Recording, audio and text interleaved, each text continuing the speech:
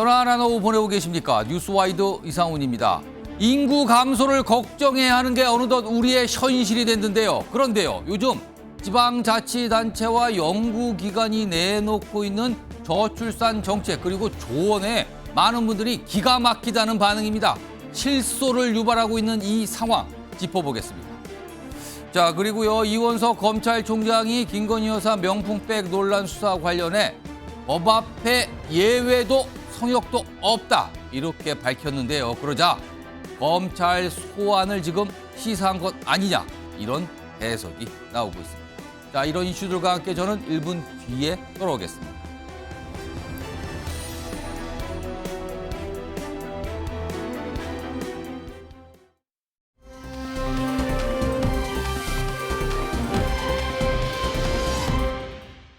국무회의 의결과 대통령 재가를 거쳐 6월 4일 화요일 15시부로 남북 간의 상호 신뢰가 회복될 때까지 9.19 군사합의 전부 효력 정지를 결정했습니다.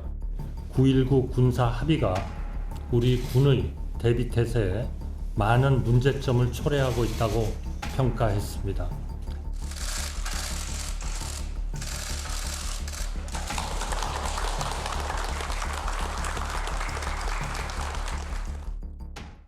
자, 9.19 군사 합의 이게 이루어진 지가 벌써 6년이 지났는데요. 오늘 우리 정부가 효력을 정지한다 이렇게 결정을 했습니다. 화면으로 좀 보죠. 어제부터 예고는 돼 있었죠. 그리고 오늘 확정이 된 건데요. 사실 시간을 거슬러 보면 2018년 9월입니다. 문재인 정부 당시인데요. 남과 북이 9월 19일 군사 합의 이걸 이룬 겁니다. 그때 당시에는요. 이게 구체적인 내용이 많은데 가장 핵심적인 내용은 서로에 대해서 군사 분계선 인근에서 적대 행위를 하지 말자, 금지하자 이거거든요. 여기에는 대북 확성기 방송 역시 포함이 되는 건데요. 자, 오늘 전체 효력이 정지가 된 겁니다. 사실 뭐 앞서서 북한은 이미 뭐 파기 이런 얘기 꺼냈죠. 사실상 이게 뭐 형이화됐다 이런 얘기인데 우리도 공식적으로 효력 정지를 오늘 결정을 했는데 이렇게 되면 할 수 있는 게 무엇이냐면요. 군사 분계선 일대에서 군사 훈련이 가능해지는 겁니다. 지금 이거에 대해서 사실은 국내 일각에서도 좀 문제제기가 많았었죠. 군사훈련 제대로 못한다고. 그리고요, 북한이 가장 두려워한다는 대북 확성기 방송이 바로 가능하게 되는 겁니다. 자, 이런 내용인데요. 특히 이 확성기 방송 관련해서 최근에 참 얘기가 나왔고 북한이 아주 지대한 관심을 보여왔죠. 이거에 대해서요.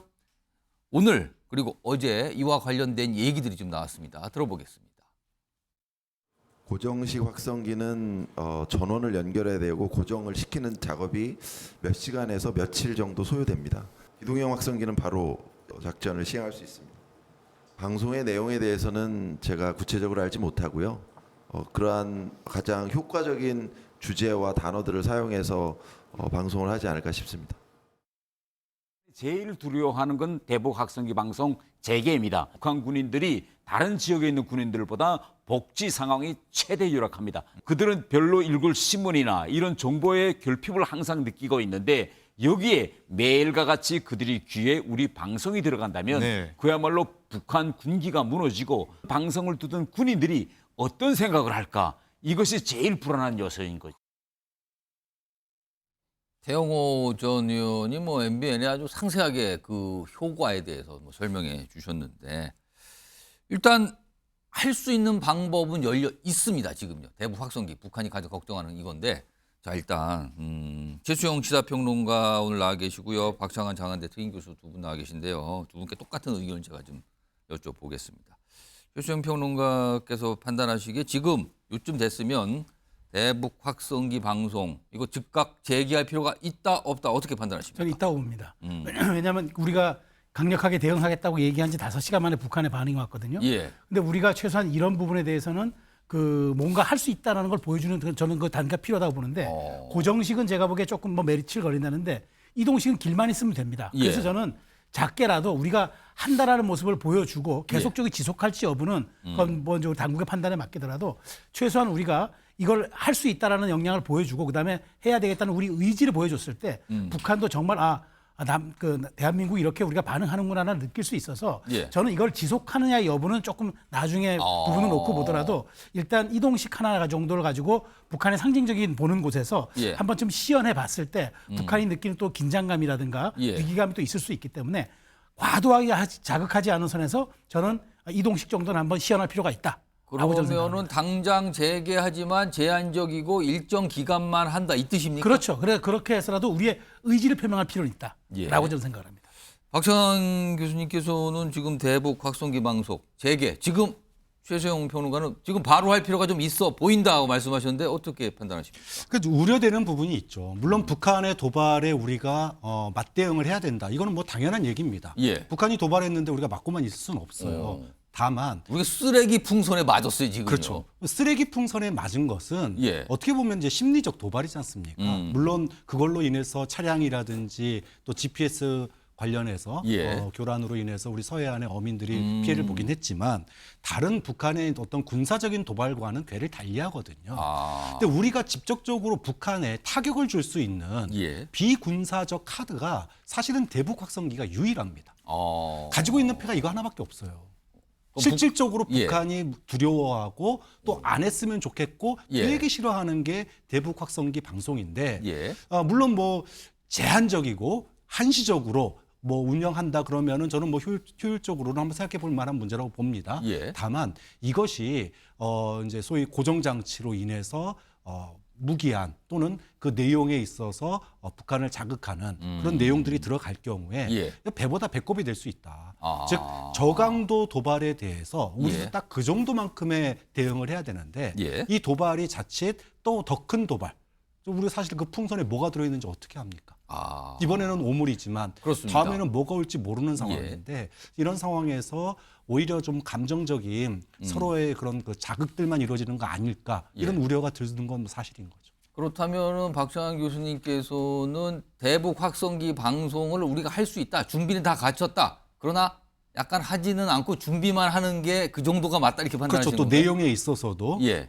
이번 그 소위 오물풍선에 대한 예. 이 내용에 대해서 집중적으로 예. 만약에 또다시 이런 투여가 이뤄진다면 그때는 이런 내용이 아니라 예. 북한의 어떤 체제 그리고 김정은 일가에 대한 예. 이런 얘기까지 할 수 있다라고 하는 그런 경고성 멘트도 좀 담아서 한다 그러면은 제한적이고 한시적인 대응은 저는 또 필요할 수 있다고 봅니다. 자, 21세기 이제 복판으로 들어가고 있는 이 시점인데 북한에서는 쓰레기를 잔뜩 매달고 있는 풍선을 보내고 있고요. 우리는 대북 확성기를 지금 재개한다, 어쩐다 이걸 다시 한번 좀 만지작하고 있는 상황인데 좀 많은 분들이 이게 무슨 상황인가 답답하다 이런 말씀도 좀 하세요. 그리고 일각에서는 이때일수록 강하게 뭐 한번 받아쳐야 되는 거 아닙니까? 또 이런 얘기까지 같이 나오고 있습니다.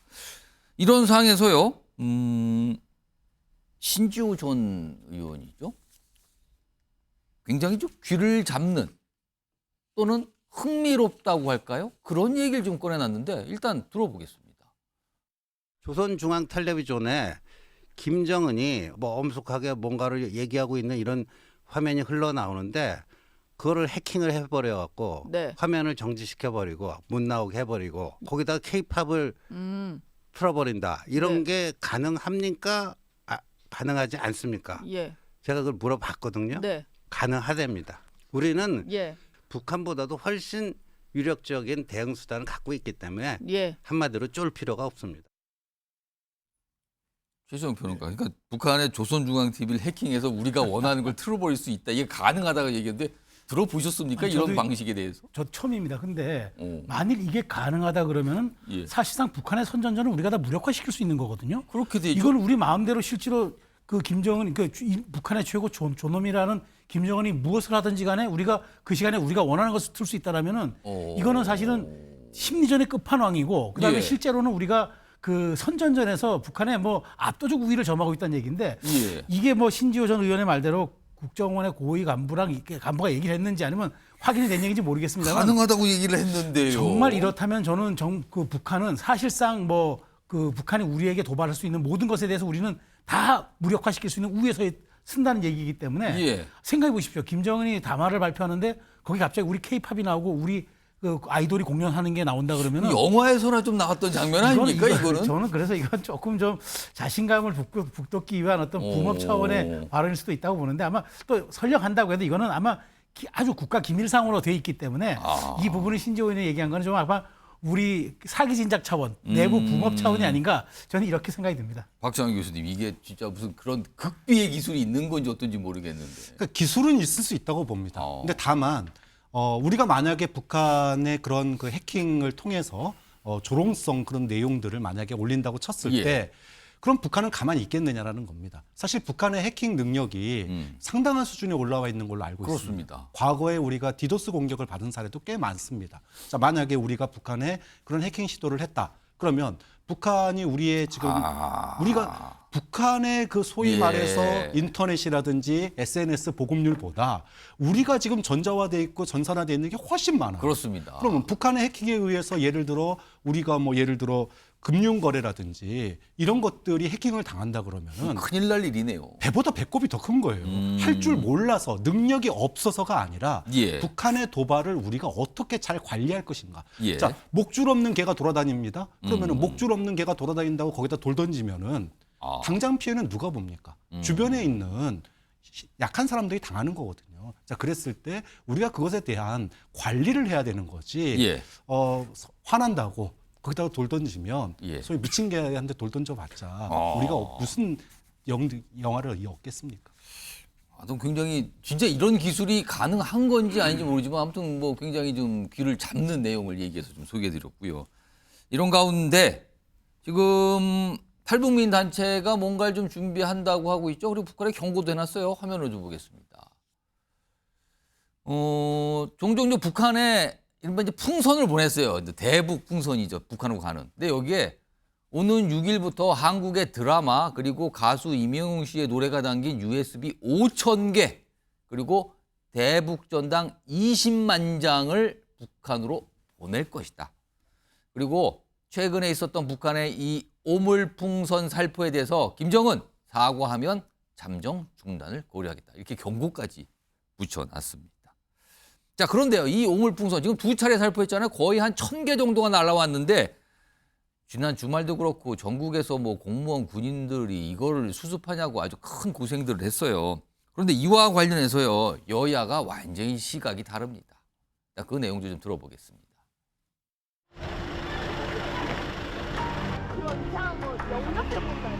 북한을 이 지경으로 만든 민주당도 불종적 대북관에서 벗어나야 합니다. 철저히 반성하고 국민께 머리 숙여 사과해야 합니다. 왜 북한에서 오물풍선이 왔습니까? 김정은 오물풍선 날려서는 안 됩니다. 그따위 일 해서는 안 됩니다. 북한은 그렇게 해서는 안 됩니다. 그런데 오물풍선을 날리게 된 또 바닥에는 남쪽에서 대북 전단 삐라를 살포했기 때문입니다. 자, 최수영 평론가. 남쪽에서 대북 전단을 북한으로 보냈기 때문에 북한이 오물풍선을 보낸 거다. 여기 이제 민주당에 계신 분들 전반적인 인식 그렇죠. 같은데 어떻게 보셨습니까? 저는 이제 이 얘기는 뭐냐면 예. 우리가 먼저 자극했기 때문에 북한이 반응한 것이다 그 얘기잖아요. 근데 이건 선후가 안 맞는 얘기죠. 그렇게 해서 문재인 정부 당시에 이 법을 금지시키는 걸 만들었잖아. 이 행위를 금지시키는 법을 만들었죠. 그런데 헌법재판소가 표현의 자유가 구속돼서는 안 된다고 이 법을 그 위헌 판결 내린 거 아닙니까? 그래서 이제 하게 된 건데, 자 보십시오. 북한에 우리가 보편적 인권과 자유의 가치에서 우리 탈북 단체들이 그걸 보내는 것은 저는 당연한 자기 방어의 한 수단이라고 보는데 북한이 그렇다고 해서 그에 상응하는 비례 원칙으로 우리한테 저강도에 도발하는 건 이해가 되지만 저렇게 오물 같은 쓰레기를 보내는 거는 이거는 정말 정상국가에서는 있을 수 없는 일이잖아요. 그러면 최소한 거기에 대한 규탄을 함께 해주는 게 맞지 이걸 우리가 먼저 도발했기 때문에 우리가 자제하면 북한이 반응을 안 한다? 그거는 내재적 방법 아닙니까? 북한의 입장에서 이해해보겠다는 내재적 접근 방식 아닙니까? 그렇기 때문에 저는 이 얘기는 민주당으로서는 오히려 이럴 때 우리 정부가 좀 협상력을 더 가질 수 있도록 힘을 실어주는 게 정치권이 할 일이지 이걸 또 여야의 입장에서 나눠가지고 자극하지 않으면 북한이 반응을 안 할 테니 우리 먼저 단속하라라는 이야기처럼 들리지 않습니까? 이게 과연 우리 표현의 자유를 중시하는 대한민국의 사고에 맞습니까? 햇볕 정책이 실패했으면 보완하는 게 맞지. 그럼에도 불구하고 그것이 맞다라고 예. 주장하는 건 이건 조금 전 선을 넘은 거라고 봅니다.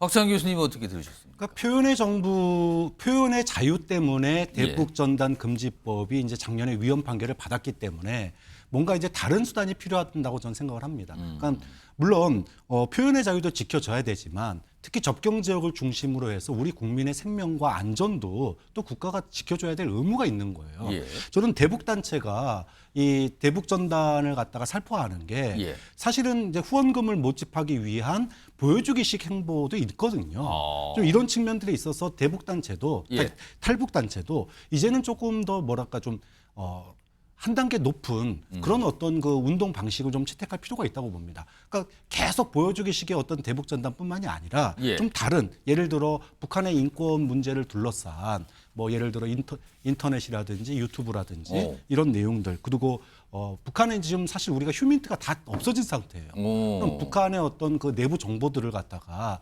수집할 수 있는 휴민트 정보들을 갖다가 할 수 있는 그런 휴민트 발굴이라든지 예. 이렇게 실질적으로 좀 도움이 될 수 있는 그런 활동들을 해주시면 더 고마운데 예. 지금 이게 그 대북 전단 소위 그 뿌리는 걸로 인해 가지고 지금 남한과 북한 사이의 이 갈등이 벌써 몇 년째 계속 반복되고 있거든요. 예.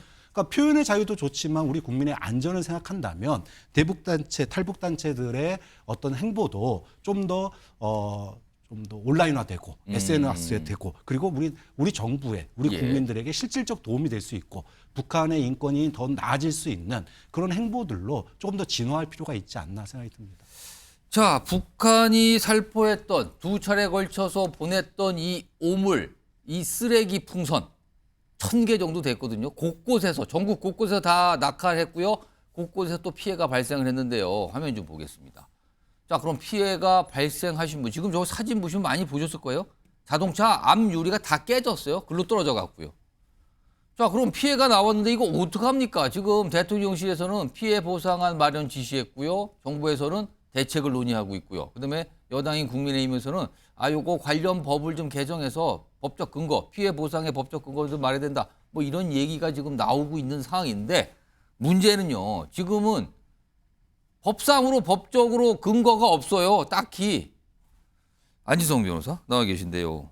지금 법은 아직 시간이 걸릴 테고 정부의 어떤 결정도 아직은 확정이 안 된 거고 현재로서는 피해를 당하신 분들 어떻게 보상받을 수 있습니까? 현실적으로. 안타깝지만은 이런 북한의 도발 자체가 사실 처음이 아닌데도 불구하고 이에 대해서 좀 법적 방안, 제도가 아직까지도 마련이 되어 있지 않다는 점은 참 안타깝습니다. 예. 그리고 일단은 어떤 보상이라고 하는 것은 우리의 세금을 가지고 어떤 지출을 하는 것이기 때문에 당연히 예. 법적 근거가 필요하고요. 그래서 지금 정부나 뭐 지자체에서 이에 대해서 법적 근거를 마련하고 또 어떤 근거가 있는지 기존에 시행 중인 법안이 있다면 그런 것들에서 지금 검토를 하고 있는 것으로 알고 있는데 예. 지금 그나마 지금 살펴볼 수 있는 법이 민방위 기본법입니다. 예. 우리 민방위 기본법에서는 이제 국가 또는 지방자치는 민방위 사태로부터 이제 국가와 이제 지역사회 안전을 보장하고 국민의 그 생명과 재산을 보호하기 위한 기본적인 계획을 수립해야 된다 이렇게 규정을 하고 있거든요. 예. 근데 과연 지금 이러한 북한의 도발 사태를 민방위 사태로 볼 수 있느냐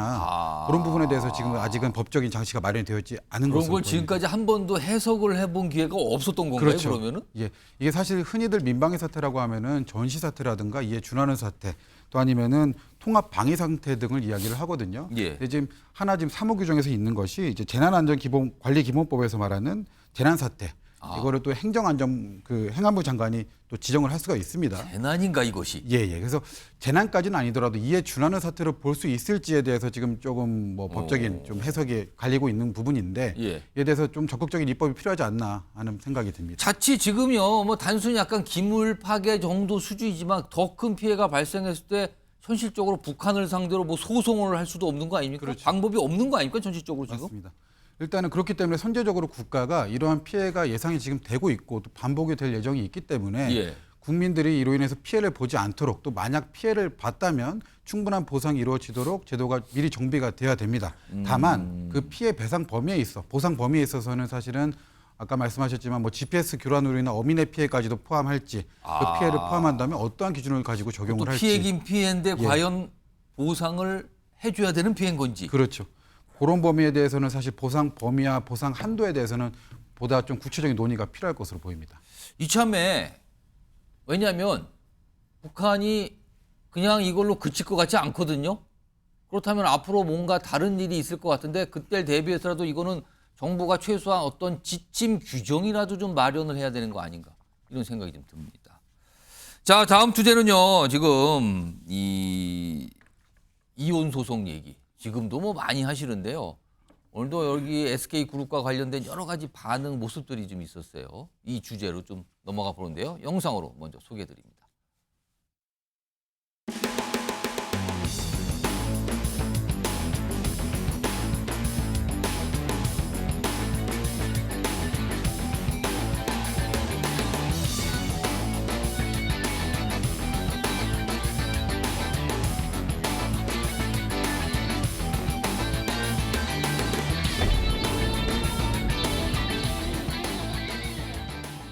자, 주제가 바로 나왔습니다. 회장님의 사과 편지, 최태원 SK그룹 회장의 사과 편지입니다.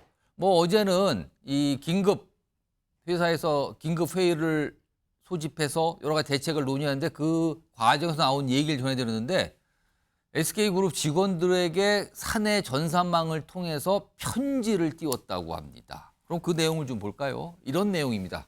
뭐 많은 내용이 있지만 핵심은 이겁니다. 구성원에 전하는 편지. SK그룹 구성원을 말하는 겁니다. 사내 포털망에 올라와 있다는데요. 개인사에서 빚어진 일로 의도치 않게 걱정 안겨드려 죄송하다. 일단 사과를 했습니다. 그리고요. SK와 구성원 모두의 명예를 위해 반드시 진실을 바로잡을 것이다. 아, 요거는 대법원에 지금 가게 돼 있죠? 상고를 했으니까요. 그거에 대한 어떤 각오인가요? 그리고 업무와 일상에 전념해 주시길 부탁드리겠습니다. 요런 그러니까 사과, 그다음에 남은 재판에 대한 각오, 그리고 직원들에 대한 당부 이렇게 세 가지 정도 내용이 크게 들어가 있는 걸로 보이네요. 자, 그런데요. 이 최태원 회장의 편지에 대해서 SK 구성원들, 직원들의 반응이 좀 있었는데 화면 좀 볼까요? 이거는 최수영 평론가께서 좀 소개 좀 해주세요. 그러니까 지금 사실 SK 내부가 좀 동요하고 있는 건 사실이거든요. 왜냐하면 이게 뭐 1조가 훨씬 넘는 돈을 이제 만일 지불하게 되면 대법원에서 확정 판결하면 지불해야 되는 데다가 게다가 이제 그걸로 인해서 혹시라도 말하자면 이제 3세 경영이 또 가게 된다 그러면은 이게 또 지배구조가 또 어떻게 되느냐 이런 우려가 많은 상황에서 최태원 회장이 이제 이렇게 보니까 아주 메시지 전략에 능한 분 같아요. 그래서 늘 보면 이렇게 자신의 마음을 전달하는 이런 편지를 통해서 굉장히 어떤 그 전략적인 돌파구를 마련하는 것 같은데 그래서 이번에 진솔하게 좀 했던 것 같습니다. 그러니까 정말 이건 내 개인사가 빚어진 거니까 미안하고 지금의 다툼은 어쨌든 내가 대법원까지 가서 다툴 테니까 여러분들 나를 좀 믿어달라 이렇게 한 것 같은데 그러니까 댓글에서 좀 약간 뜨겁게 반응한 것 같아요. 그러니까 편지가 올까 전산망이니까 댓글을 달 수가 있는 거죠. 온라인으로 돼 있으니까. 뭐라고 돼 있습니까? 뭐, 글 보고 내가 마음이 울컥했다. 그다음에 걱정해 주셔서 정말 감사하다. 구성원도 감사하다. 이런 얘기도 있고. 그다음에 응원한다. 정말 하시는 일 잘 풀리길 바라겠다. 또 저는 제 자리에서 제 소임을 다 할 테니까 너무 걱정 마시라. 그러니까 이런 응원과 성원 그것도 그리고 믿음, 신뢰의 글까지 조직원들이 이렇게 해줬기 때문에 최태원 회장 입장에서는 내부 동료도 조금 단속한 것도 있지만 오히려 본인이 역설적으로 내가 이렇게 조직으로부터 내부로부터 이렇게 신뢰받고 있다라는 일종의 그런 자신감도 얻을 수 있는 과정이 된 것 같아서 좀 빠르게 진화한 것 아니냐. 또 바로 어저께는 이제 국회의원들 만나는 자리에서 입장을 밝혔지만 이렇게 내부 구성원들에게 전하는 메시지를 통해서 조금 진화도 하고 자신에 대한 신뢰도 회복하는 이런 약간 지금 그런 사내 분위기를 조성하는 데 좀 성공한 것 같아요. 약간 부정적인 반응은 없었나요? 글쎄 모르겠습니다. 부정적인 반응은 또 이렇게 뭐 잘 소개가 되는 건 아니라서 제가 내부망에 들어가 보진 정확히 않았기 때문에 지금 저 보도를 통해서 알려지는 내용들은 그렇죠. 알려진 긍정적인 이야기. 약간 뭔가 울컥했다 이런 반응들이 나오더라고요. 안지성 변호사. 일단 대법원으로 가는 거잖아요. 지금 이 사안은 이혼 소송인데 만약에 SK 직원들이 대거 탄원서를 제출한다면 대법원 판결에 영향을 줄 수가 있나요? 아니면 대법원까지 갔을 때는 그건 효력이 없는 건가요? 일단 뭐 정말 말 그대로 SK 전 직원이 만약에 탄원서를 제출한다라고 한다면 영향을 미칠 수는 있겠죠. 다만 지금 우리 항소심에서 이 판결이 갑자기 크게 뒤집힌 이유가 크게 달라졌어요.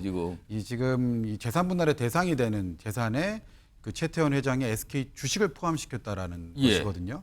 근데 그 SK 주식을 포함시켰다는 그 배경 이유에는 사실은 이게 SK 내부적인 어떤 발전 그런 것들이 아니라 SK가 지금 이 상황까지 온 데에는 그 이제 노 관장 측에 그 정확히는 노 전 대통령의 300억 비자금이 기능을 했던 것이다. 그렇기 때문에 SK가 이만큼 컸던 것이고 따라서 SK 주식 지금 최 회장이 보유하고 있는 SK 주식도 재산 분할의 대상이 되어야 된다. 예. 이런 관점에서 사실은 판결이 뒤집혀진 것이기 때문에 SK 전 직원이 가령 이제 아니다. 이거는 우리가 전 직원이 너무 노력해서 그럼 SK 여기까지 끌어낸 것이다. 뭐 그렇게 지금 얘기하는 목소리 예. 나오거든요. 지금. 예. 그런 취지의 목소리를 낸다고 한다면 예. 사실 조금 영향은 미칠 수는 있겠지만 대법원이라는 것이 사실은 아시다시피 법률심입니다. 어떤 사실의 오인을 바로잡는 부분이 아니라 어떤 이 원심 판결이 있음에 있어서 어떤 사실 위배, 그러니까 어떤 법령 위배가 없었는지 좀 그런 부분에 대해서 조금 집중적으로 판단이 이루어질 것이기 때문에 탄원서가 그렇게 그 드린 노력에 비해서는 많은 영향을 끼치지는 않을 것으로 보입니다. 탄원서라는 게 보통 전 판사로 하여금 정상 참작 뭐 이런 거에 좀 영향을 주려고 하는 거잖아요. 근데 대법원에서 과연 적용이 될 것인가 어떨 것인가 이런 얘기도 오늘 좀 나오더군요. 이런 가운데 이 SK 구성원들에게 보내는 편지였잖아요. 물론 이제 전산망에 올라서 뭐 이렇게 종이로 된 편지는 아니지만 그리고 이제 온라인상의 편지라고 할 수 있는데 최태원 회장이 과거에도 편지를 종종 좀 보냈습니다. 지금 뭐 대표적으로 3가지 편지 이렇게 나와 있는데 2014년에는 지금 이혼 소송을 벌이고 있는 노소영 관장에게 자필 편지를 보냈는데 여기 보면은 내가 뭐 이혼하라고 했고 뭐 다 내가 계약한 거다 뭐 이런 내용이 담겨 있는 자필 편지. 그리고 이제 자녀에게 보낸 편지도 2014년에 있었다 그러네요. 그리고 뭐 너희는 잘못이 없는데 나 때문에 피해를 봤다. 그리고 같이 뭘 살기로 했다. 뭐 이런 내용을 담았다 그러죠. 그리고요. 이것도 그때 꽤 많이 주목을 받았는데 2015년에는 언론사에 보냈어요, 편지를. 이게 보면은 노소영 관장과 부부로 연 이어갈 수 없지만 동료로나마 응원하고 싶다 뭐 이런 내용의 편지를 담았다고 그러는데 박찬 교수님 특히 언론사에 편지를 보낸 건 굉장히 이례적으로 좀 받아줬거든요. 그렇죠. 이거 지금도 많은 분들이 그때 저 편지는 진짜 보기 드문 편지였다 이런 반응이 나왔거든요. 네. 이건 왜 그랬을까요? 그러니까 우리가 이제 결혼 파탄에 귀책 사유가 있는 사람, 예. 즉 내가 결혼을 파탄한 주범인데 그 사람이 이혼 청구자가 될 수 없도록 우리 법에 돼 있습니다. 그러니까 귀책 사유가 있는 사람이 내가 사고 쳐놓고 결혼을 파탄시켜놓고 우리 그러니까 이혼합시다 이거 못하게 돼 있습니다. 안 된다 그건. 네. 그렇기 때문에 2013년에 노소영 관장에게 편지 보낸 것도 그렇고 2014년에 자녀에게 보낸 것도 그렇고 나 도저히 못 살겠으니까 헤어져 달라. 이혼 의사를 저렇게 그렇죠. 편지로 표현한 강하게 겁니다. 근데 귀책 사유 있는 사람이니까 예. 이혼 소송을 못 하니까 지금 가족들에게 호소를 했는데도 안 받아줬잖아요. 나 그래서- 이혼 못 해줘 이러니까 예. 2015년에 언론사에다가 공개적으로 편지를 보낸 겁니다. 그러니까 일종의 나 사실상 이제 이혼 선언을 한 거예요. 나 이혼하고 싶다. 이거를 갖다가 우리가 뭐 법률적으로는 내용 증명에 준하지는 않겠지만 예. 법률적인 강제력은 없습니다. 그렇겠죠. 하지만 나 도저히 이 사람하고 못 살겠어. 그러니까 나 이혼할래. 그런데 이걸 갖다가 나 몰래 하는 거 아니야. 나 예. 이렇게 노력했고 했는데 도저히 안 되니까 우리 직원들도 그렇고 국민들도 그렇고 좀 이해해줘, 양해해줘. 예. 이런 어떤 어떤 효과를 얻기 위해서 2015년에 언론사에다 편지를 보낸 거죠. 그러니까 공개적인 이혼 선언이다. 이렇게 봐야 될 겁니다. 안지성 변호사? 일단 근데 지금 뭐 3가지 편지 과거에 있었다고 소개했는데 특히 노소영 관장에게 보낸 이 편지는 2심 이혼 소송에서 영향을 줬다고 지금 알려지거든요. 예. 그렇습니까? 어떻게 된 겁니까 이거는? 일단 뭐 저도 보도를 통해 접한 것이지만 재판부에서 예. 최 회장을 뭐 꾸짖었다 뭐 이렇게까지도 얘기를 예. 하거든요. 뭐 혼인의 배우자한테 이럴 수는 없는 것이다 이런 얘기까지 나오고 있고 사실 이제 위자료라고 하는 것은 기본적으로 이 혼인 파탄에 따른 정신적인 피해에 대해서 금전적으로 위자 배상을 하는 제도입니다. 그래서 이 혼인 파탄을 위해서 정신적 피해가 얼마나 되는지를 사실은 짐작하기가 어렵지 않습니까? 예. 여러 가지 뭐 객관적인 기준도 있겠지만은 근데 지금 보통의 이 혼인 파탄의 원인을 제공한 상대방 같은 경우는 예. 몰래 바람을 피던가 뭐 이런 식으로 뭐 자신의 부정행위를 좀 뭐 두둔하거나 그러니까 은닉하기 저렇게 공개하지 않는다는 그렇죠. 거죠? 예, 그러긴 나름인데 이거는 뭐 사실은 적반하장으로 공개적으로 사실은 이 배우자를 면박을 주고 나는 이혼했다라고 사실은 선포한 것이기 때문에 예. 이로 인해서 얻게 되는 이 그 노관장의 정신적 피해는 상당했다. 즉 그래서 이제 재판부에서는 뭐 이제 헌법상 보장하고 있는 일부 일처제를 뭐 침해했다. 뭐 존중하지 않았다 이런 얘기까지도 하고 있는 그럼 거거든요. 저 편지 내용이 굉장히 불리하게 작용을 한 거예요. 그렇죠. 이제 사실은 괘씸죄로서 정말 기능하게 된 주요 증거가 된 것으로 보입니다.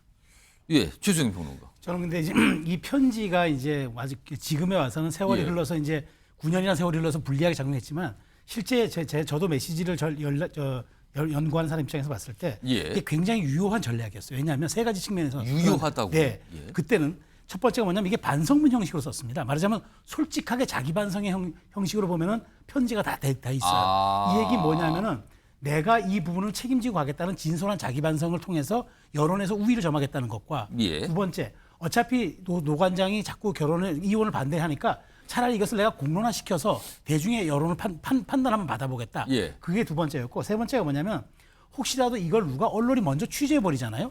그럼 이게 감당이 안 돼요. 그럼 이게 완전히 말하자면 이제 황색 뉴스가 될 수가 있고 끌려가게 되는데 오히려 언론사의 전체를 편지를 보내버리면은 예. 일종의 내가 원하는 대로 끌고 가는 프레임이 설정되는 겁니다. 안전해지는 거죠. 예. 그러니까 당시로서는 매우 유효한 전략이었고 그때까지는 최태원 회장의 메시지 전략이 맞은 것 같은데 이게 예. 9년이 지나서 발목을 잡게 될 줄은 또 누가 소송에서는 저는 또 이게 지금 부정적인 불리하게 영향을 줬다라고 알려지고 그렇죠. 있거든요. 그래서 이게 참 세상사 알 수가 없다는 이야기에서 나오는 것 같습니다. 지금 뭐 SK 직원들에게 보내는 편지가 알려지면서 과거에 최태원 회장이 직접 썼다는 자필 편지 등등등 내용까지 같이 지금 회자가 되고 있는데요.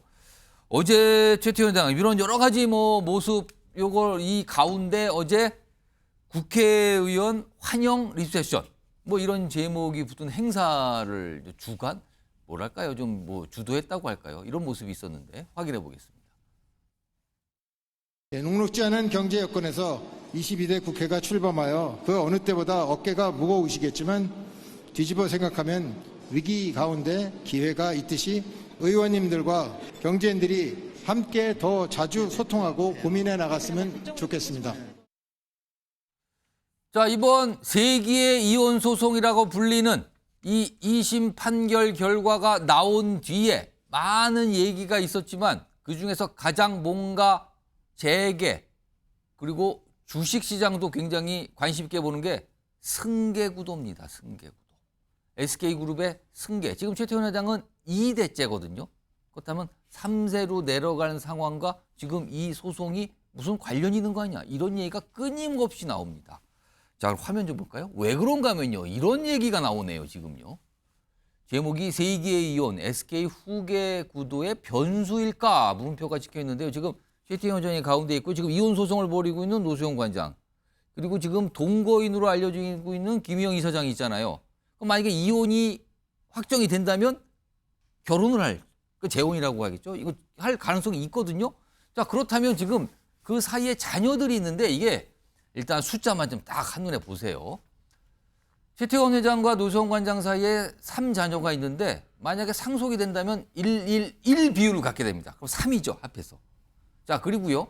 최태원 회장과 김희영 이사장이 공식적으로 결혼이 된다면 또 여기도 상속 이런 게 나중에 있겠잖아요. 그러면은 지금 자식이 하나가 있고요. 그다음에 김희영 이사장이 이 전 남편 수생이잖아요. 그럼 뭐 입양 가능성도 있다 그러니까. 그럼 여기가 1 그리고 부인에게도 1.5가 가서 3.5가 됩니다. 그럼 딱 3대 3.5가 되는 겁니다. 이것 때문에 지금 얘기가 나오는 건데 최수영 평론가. 지금 사실 SK그룹은 2세 승계 과정에서는 굉장히 무난하게 갔어요. 여러 가지 이 지분을 갖고 있는 이 뭐랄까 사촌들도 있고 형제도 있었지만 최태원 회장한테 이렇게 지분을 약간 몰아주는 형태로 돼서 이제 완결이 됐거든요. 근데 지금 3세 승계가 이게 굉장히 복잡할 수 있다는 얘기가 나오는데요. 매우 복잡해질 가능성이 높아요. 왜냐하면 지금 말씀하셨듯이 이게 이제 최태원 회장으로 넘어갈 때는 일종의 약간 교황 선출 방식, 일종의 콘클라베 방식을 띄었어요. 그러니까 양쪽의 창업주였던 최종건의 자제들과 최종현 선대회장의 자제들이 만나서 합의해서 여기서 가장 우리가 역량이 뛰어난 최태원 회장에게 이걸 몰아주고 우리는 빠진다. 그래서 사실상 이 재산 전체를 최태원 회장이 다 가진 게 아니라 위임 말하자면은 이제 그 SK를 운영하게 된 거예요. 그래서 이렇게 아주 매끄럽게 2세로부터 이제 이게 이전이 됐기 때문에 최태원 회장이 고마워서 나중에 1조 원 상당의 주식을 나눠주게 됐단 말이에요. 그러다 보니까 이게 이제 이상이 없어서 그럼 3세도 그러니까 3세라고 간다 그러면은 노수영 관장과 낳은 3명 중에 누구한테 가든지 이렇게 그냥 아니면 재산 분할이 그 법적으로 깔끔하게 되든지 이렇게 가야 되는데 이렇게 되면은 2세에서 3세로 넘어갈 때는 합의 구조가 깨져버리면은 이게 소송으로 갈 수도 있는 거고. 그다음에 아니면은 이제 뭐 다툼으로 갈 수도 있는 거고. 예. 그러다 보니까 지금 바로 이 판결 나자마자 주식시장에서 혹시라도 나중에 이 지배구조 때문에 주식을 매집할 수가 있다는 그런 생각을 지분 가지고 경쟁이 붙을 수 있다. 그래서 주식값이 그냥 10% 이상 그렇게 급등을 예. 하는 거예요. 그러다 보니까 세간의 관심은 이제는 대법원 판결이 어떻게 나느냐에 따라서 예. 이제 돈 1조 3천억에 대한 그런 것도 과정도 중요하겠지만 정말 그 다음에는 무사히 1세에서 2세로 넘어왔던 이 후계 구도가 또 완전히 이제는 또 전쟁이라든가 아닌 소송으로 갈 수도 있기 때문에 세간의 관심은 이제 대법원 판결 이후에는 돈의 그 어떤 출처, 돈의 이제 말하자면 돈 만드는 그 과정과 그 다음에 그 돈 이후에 이 지배 구조, 그 다음에 말하자면 승계 구조에 예. 관심이 쏠릴 수밖에 없는 구조죠. 안희성 변호사, 예. 사실 노소영 관장이 애초에 지분 분할을 요구했잖아요. 네네. 그렇다면 뭔가 생각을 하고 시작을 했던 건가요? 처음에는 그랬던 것으로 보이는데 지금 어제자 뭐 회견에서 그렇지만은 예. 본인의 어떤 이런 이 막대한 지금 사실 재산 분할을 받은 거 아닙니까? 천문학적인.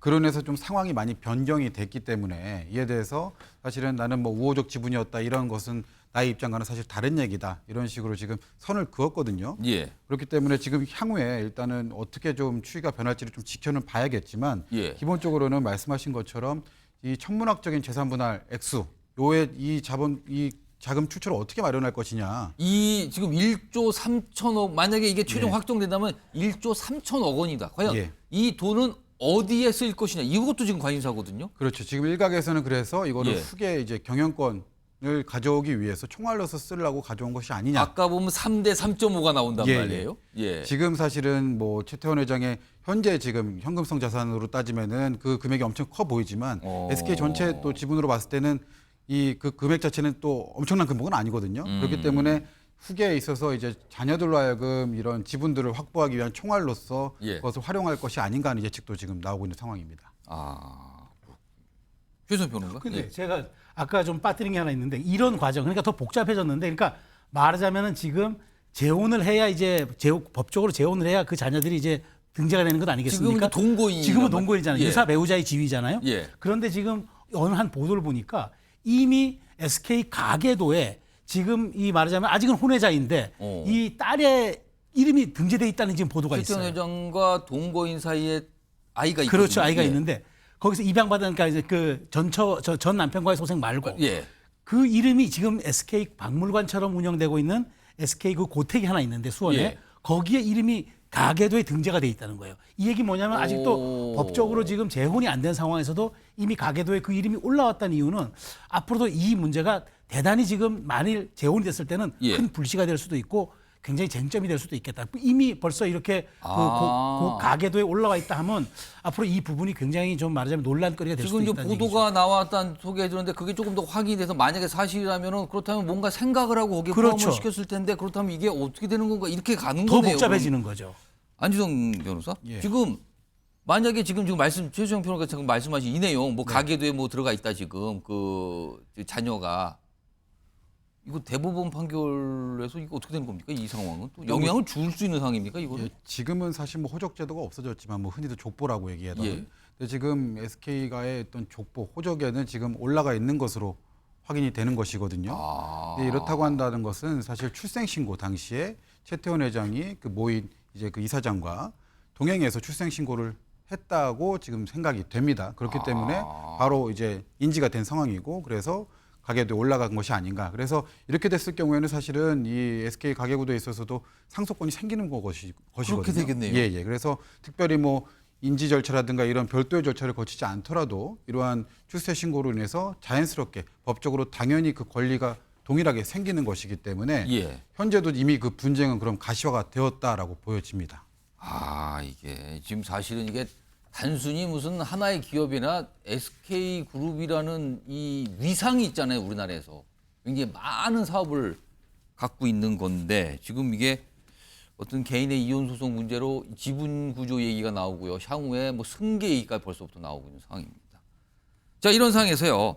이건 약간 뭘까요? 이렇게 곁가지 관심사일 수도 있는데 워낙 어마어마한 이혼 재산 분할 소송이잖아요. 그리고 2심에서 결정한 금액이 너무 크다 보니까 자, 그렇다면 이 소송을 담당한 변호인들은 성공보수가 얼마나 됩니까? 이런 얘기 참 많이 물어보시더군요. 심지어 저한테도 물어보시더군요. 근데 제가 이거를 정확하게 알 수는 없어서 오늘 뭐 안희성 변호사가 나오셔서 제가 질문 좀 드려볼 건데 일단 화면 좀 보겠습니다. 역대급 소송이잖아요. 근데 노소영 변호사 일단 2심에서는 원하는 대로 된 거란 말이에요. 그러면은 뭐 이 수임료도 있지만 뭐 성공보수도 있는데 일단 1심에서는 원하는 대로 안 돼서 2심에서 새로 이 변호인단을 꾸렸다 그러죠. 근데 어떤 일각의 예상과는 달리 굉장히 소형 로펌을 선호했다는 얘기도 있고요. 지금 요 변호를 담당하는 이 법무법인이요. 그리고 지금 재산 분할 금액 뭐 위전 나오잖아요. 그럼 만약에 지금 이제 원하는 대로 이제 2심에서 결과가 나왔단 말이에요. 이게 최종 확정되면 이른바 이제 성공 보수가 어떻게 되느냐? 성공 보수가 예를 들어서 재산 분할 금액의 1%일 때 또는 5%일 때 10%일 때 1에서 10%라고 아주 넓게 범위가 통상 정해진다 그래요. 근데 금액은요. 1%면 138억이고 10%면 1,380억이요. 일단 안희성 변호사. 예. 저런 소송을 한번 해보셨습니까? 정말 하고 싶습니다. 하고 싶고 사실 저런 건 때문에 사실은 이혼 전문으로 이제 변호사들이 또 많이 또 이혼 하는 전문 것이거든요. 사안만 다루는 예. 변호사들이 계시죠. 성공 보수가 사실은 주는 그 묘미는 사실은 상상할 수가 없기 때문에 물론 저런 사례는 거의 뭐 1000년에 한 번 나올까 말까 하지만 예. 일단은 그리고 말씀하신 것처럼 좀 소형 펌을 사실 2심에서 선임을 그러니까 그것도 사실 했다. 많은 분들이 얘기하시더라고요. 근데 왜 소형, 대형 예를 들면은 이거 정말 중요한 수사이면 굉장히 규모가 큰 로펌에 맡겨야 된다는 게 통상적인 생각으로 예, 보이는데. 예. 말 그대로 사실은 규모가 좀 작아서 소형 펌이지 예. 이게 사실은 그 법률인단 대리인단의 어떤 능력이 좀 떨어진다고 이런 건 아니거든요. 그건 상관없다. 예, 흔히들 사실 부티크 펌이라고 저희가 부릅니다만 오. 이제 지금 그 김기정 변호사님 같은 경우도 지금 법원장 출신으로 알려져 있고 이런 소위 이제 정관 출신들이 나와서 대형 펌에서 나오던가 이렇게 해서 부티크로 이제 차리는 펌들을 부티크 펌을 제가 부릅니다. 그러면 그러니까 그 뜻은 약간 규모가 상대적으로 작다 그 뜻입니까? 대형 펌에 비해서는 작지만 그 대형 펌의 한 팀이 법무법인을 구성한다 이렇게 약간 생각하시면 더 될 것 전문적일 같습니다. 수도 있다 이 뜻도 그렇죠. 있는 것 같네요. 예, 또 가정법원 또 부장 판사 출신도 합류를 하셨고 이렇기 때문에 예. 근데 사실 이런 펌들 같은 경우에는 뭐 성공보수 약정은 다 뭐 개별 약정이니까 예. 제가 뭐 들여다보지 않는 한 알 수는 없지만 예. 통상적으로 이혼 소송 같은 경우는 이 성공보수를 5에서 10% 정도 약정을 합니다. 그럼 1이 아니고 1에서 10이 아니라 5에서 예. 10입니까? 그거 다시 한번 보여주세요 아까. 그러면은 5에서 10이라고 하면은 5면은 지금 이 재산 분할 금액을 따져보면 691억이 나오고요. 예. 10이면 1,380억이 나옵니다. 예, 다만 이 사건 자체는 제가 알기로 청구 금액 자체가 2조로 알고 있습니다. 예. 그렇기 때문에 성공보수 자체가 약정을 함에 있어서 1에서 5%대 전체 금액이 너무 크기 때문에 모수가 너무 크기 때문에 1에서 5%대로 약정했을 가능성이 좀 상당합니다. 예. 반면 이게 지금 1심에서는 사실상 거의 전부 패소 형태로 넘어온 사건이고 예. 항소심에서 변호인단을 대고 바꿔서 다시 좀 도전하고 있던 완전히 그런 다른 측면이 결과가 있기 때문에 나왔잖아요. 예, 그런 측면을 고려했을 때는 사실은 이 거액의 속가에도 불구하고 이 성공보수 약정률 자체를 좀 상당히 높게 했을 가능성도 있다. 예. 노소영 관장 입장에서는 사실은 어차피 진소송에서 지금 뭐 꺼내주기만 한다면 얼마든지 더 줄 수 있는 상황이었거든요. 10%를 줘도 아깝지 않다. 그렇죠. 다만 거기서 이제 캡을 좀 씌웠을 수는 있습니다. 워낙에 천문학적인 금액이었기 때문에 예. 그런 것들을 고려했을 때 그리고 사실은 그 어제 그 판결을 마치고 나온 그 대리인의 변호인의 모습. 이제 표정을 봤을 때는 그 성공보수가 좀 상당하지 않았을까. 굉장히 밝은 표정이었거든요. 네, 그렇습니다. 또 그렇게 또 짐작을 하시는군요. 아무튼 뭐 워낙 그 본안 금액이 어마하다 보니까 이거 이 뭐 수임료 아니면 성공보수 이것도 뭐 엄청나네요. 뭐 웬만한 어떤 소송의 본안 금액 같기도 합니다. 지금 규모로 보면은. 요 내용 좀 물어보죠. 지금 사실은 이 2심 소송이 위자료 20억이 나왔잖아요. 이게 지금 이 금액이 이번에 2심에 나온 걸로 법조계가 술렁거리고 있다면서요, 지금요? 예, 사실은 지금까지는 전혀 전례가 없던 금액이고요. 전례가 없는 정도가 아니라 사실은 어떤 상한이라고 하는 것을 조금 넘은 정도도 아니고 예. 아예 그 천장을 부순 정도의 표현할 정도로 그렇다면 어떻게 되는 겁니까, 이게? 통상적으로 이혼 소송에서 위자료로 인정되는 금액 아까 말씀드렸지만 정신적인 피해에 대한 이 배상이거든요. 예. 그 위자료로 인정되는 금액은 많아야 사실 5천만 원 정도입니다. 그리고 정말로 현실적으로 최대한 많이 받아봤던 것들이 뭐 1억 지금 그리고 이 재판부에서 사실 작년에 또 화재 판결을 내렸었지만 2억까지는 사례가 있었습니다. 예. 그런데 지금 아무리 뭐 재계급 거물이고 뭐 유책 배우자의 어떤 재산 상태가 많다고 하더라도 예. 이 정도 고액의 위자료를 인정한 사례는 없거든요. 그래서 사실은 지금 저희 뭐 서초동 이쪽에서도 이 변호사라고 하는 것은 어떤 성공 보수가 또 큰 어떤 수임의 한 축인데 예. 이 재산 분할, 위자료 이런 액수가 좀 커지면은 다행히 그에 따라서 성공 보수도 커질 수밖에 없기 때문에 유리하겠죠. 그리고 더불어서 또 이거는 뭐 바람직한 현상은 아닐 수 있겠지만은 예. 이렇게 좀 천문학적인 위자료가 인정이 된다라고 한다면 사실은 지금 뭐 잠재되고 뭐 수면 밑에 있는 이혼 소송 같은 경우도 또 위로 올라올 수도 있는 거거든요. 향후에 나올 판결에서 위자료가 높아질 가능성도 그렇죠. 있다고 보십니까? 그렇죠. 얼마든지 지금 이 해당 판결은 예. 분기점이 될 것으로 좀 보입니다. 아, 그래서 지금 법조계가 술렁거리고 있고 지금 아까 잠깐 말씀하셨는데 이혼 고민하다가 이참에 그냥 결심하자 이런 분이 예, 나올 예. 수 있다 이겁니까 지금? 맞습니다. 이 여러 가지 지금 이 영향을 미치고 있군요 이번 소송이요. 알겠습니다. 다음은요 아까 방송 시작할 때 잠시 소개해드렸는데요 저출산 대책들 곳곳에서 뭐가 나오고 있어요. 이런 거 어떻습니까? 저런 거 어떻습니까? 근데 많은 분들이 도대체 뭡니까 이게 이런 반응이 많더군요. 일단 영상으로 먼저 확인해 보겠습니다. 국민 댄조는 댄스와 체조의 합성어입니다. 체조와 케겔 운동을 결합한 것을 댄조라고 합니다. 댄조를 말로만 할 게 아니고 한번 이 자리를 통해서 케겔 운동을 한번 간단하게 하나 둘 셋 쪼이고 하나 둘 셋 쪼이고. 한국조세연구원에서 입학 정년기를 여아의 경우 1년 앞당기자. 그러면 서로 매력을 느껴서 출산율이 제고될 거다. 정말 딸 가진 엄마로서 미친 거 아닙니까? 이 도대체 뭐 연구했다니까 할 말은 없습니다만 진정한 대책인지 참.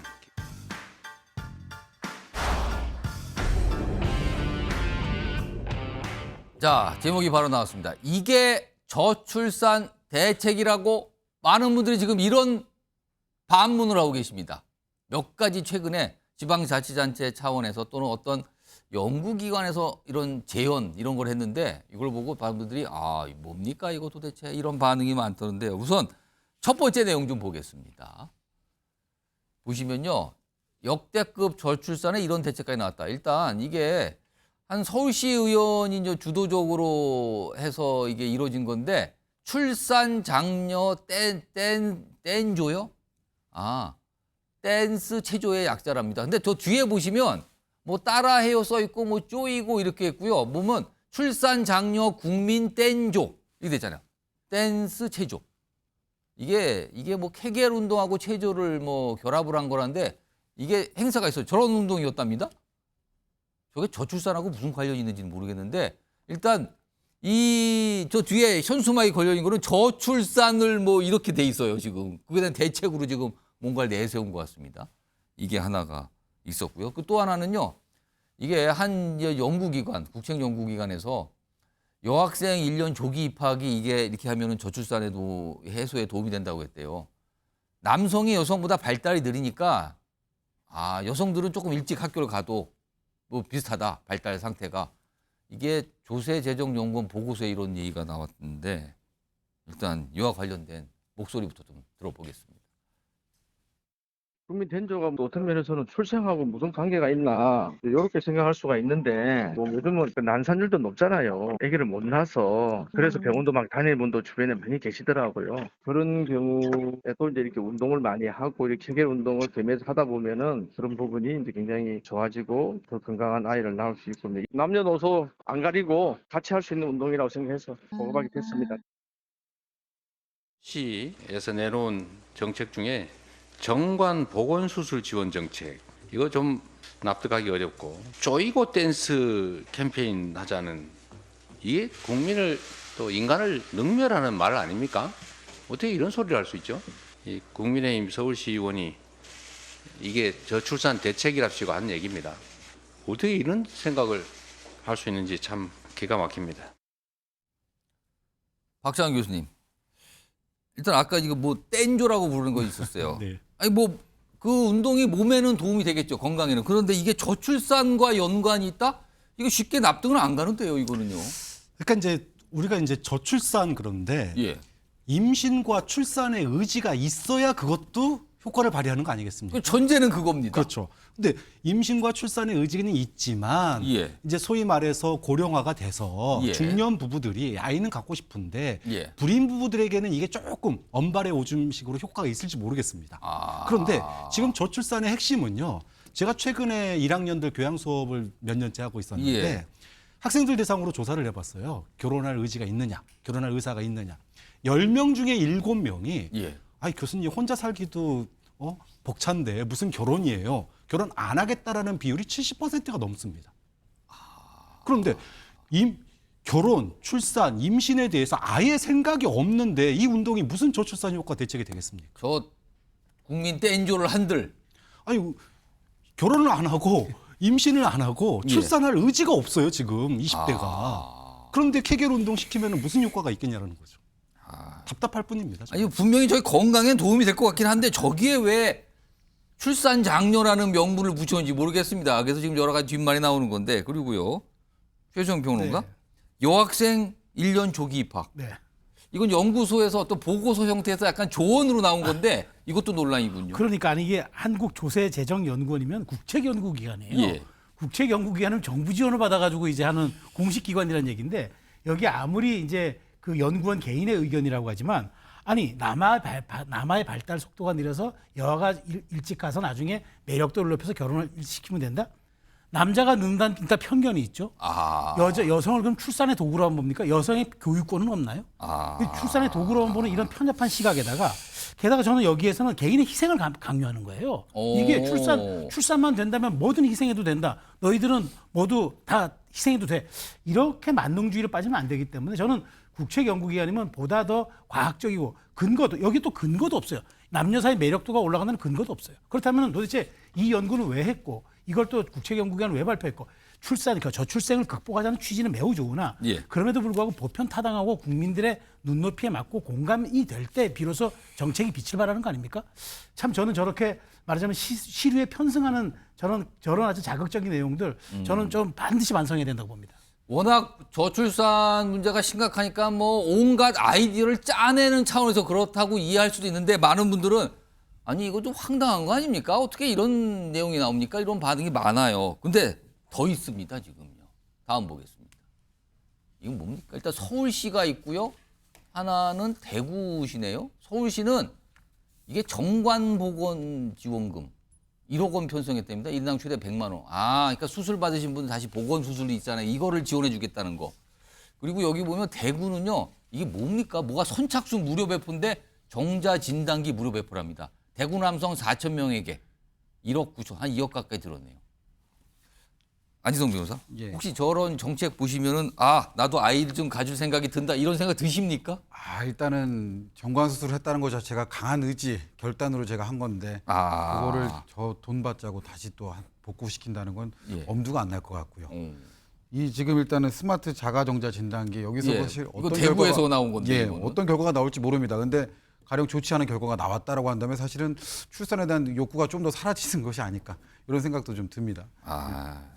이걸 어떻게 봐야 되는지 모르겠습니다. 아무튼 이런 가운데요. 이런 가운데 사실은 아까 박찬호 교수님께서 결혼조차도 생각을 안 하고 있다. 그냥 혼자 산다. 그러니 결혼도 생각을 안 하니 출산은 아예 가지도 않는 거예요. 생각에.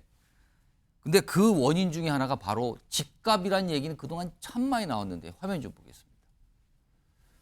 자, 이게 최근에 이제 한 이 민주노동연구원 이게 이 민주당 산하인가요? 지금 거기에 이제 민주노동연구원 이렇게 어떤 연구 기관에서 나온 건데 지금 작년에 서울 아파트를 사기 위해서는 청년들이 20대 청년이 돈을 벌 거 아니에요? 그러면 저축을 하는데 그 저축 금액을 설정을 한 거예요. 근데 그 저축을 매년 하게 되면 서울에 있는 아파트 평균 매매가를 적용했을 때 집을 사려면 서울에서 아파트 사려면 86년 걸린답니다.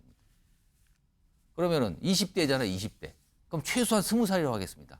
그럼 86년 더면 100살이 넘어야 집을 갚는 겁니다, 지금. 물론 저축 가능액이 1,300만 원 설정했는데 일단 박상현 교수님 이게 어떻게 나온 수치입니까? 그러니까 20대 평균 소득을 갖다가 4,100만 원으로 잡고 예. 여기서 지출하는 금액 2,100만 원을 빼면 나머지를 다 저축한다고 쳤을 때 굉장히 아껴 쓰는 거네. 그래도. 그렇죠. 그랬을 때 1년 저축 가능액이 1,400만 원 정도 됩니다. 그 정도를 계속 저축을 한다. 네, 그거를 진짜로 숨만 쉬고 저축을 하면 현재 서울의 아파트 가격이 평균 12억이니까 이거 모으려면 80년 걸린다. 86년. 이런 계산인데 그럼 이게 집살려면. 10년 전에는 한 40년 걸린다고 그랬거든요. 예. 그러니까 지금 아파트 가격이 올랐잖아요. 그 사이에 많이 집값이 오른 거군요. 기간이 2배가 된 겁니다. 그러니까 집도 못 사는데 결혼은 왜 어떻게 할 것이며 예. 임신은 어떻게 할 것이며 출산은 엄두도 못 내는 거죠. 물론 저기에 여러 가지 가정이 있습니다. 물론 이제 20대, 30대 되면 이제 급여가 오르고 뭐 저축 늘을 수도 있잖아요. 근데 일단 20대를 딱 가정해놓고 보니까 저 상황에서 집을 서울의 아파트를 하나 장만할 때까지 그것도 평균적인 가격의 아파트를 장만할 때까지 100살이 넘어야지 가능하다. 이런 계산이 나왔다고 합니다.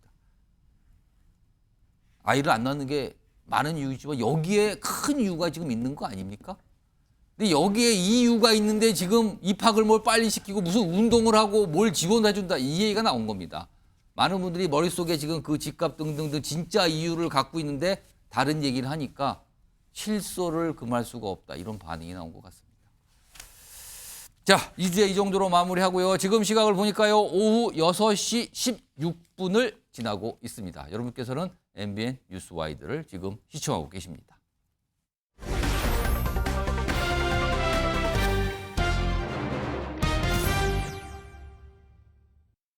수사 대상자인 이화영 부지사와 민주당 측에서 특검법안을 발의해서 검찰을 상대로 수사한다고 하는 것은 그 뜻과 목적과 의도가 어떠한 것인지 국민 여러분들께서 아실 수 있으리라고 봅니다.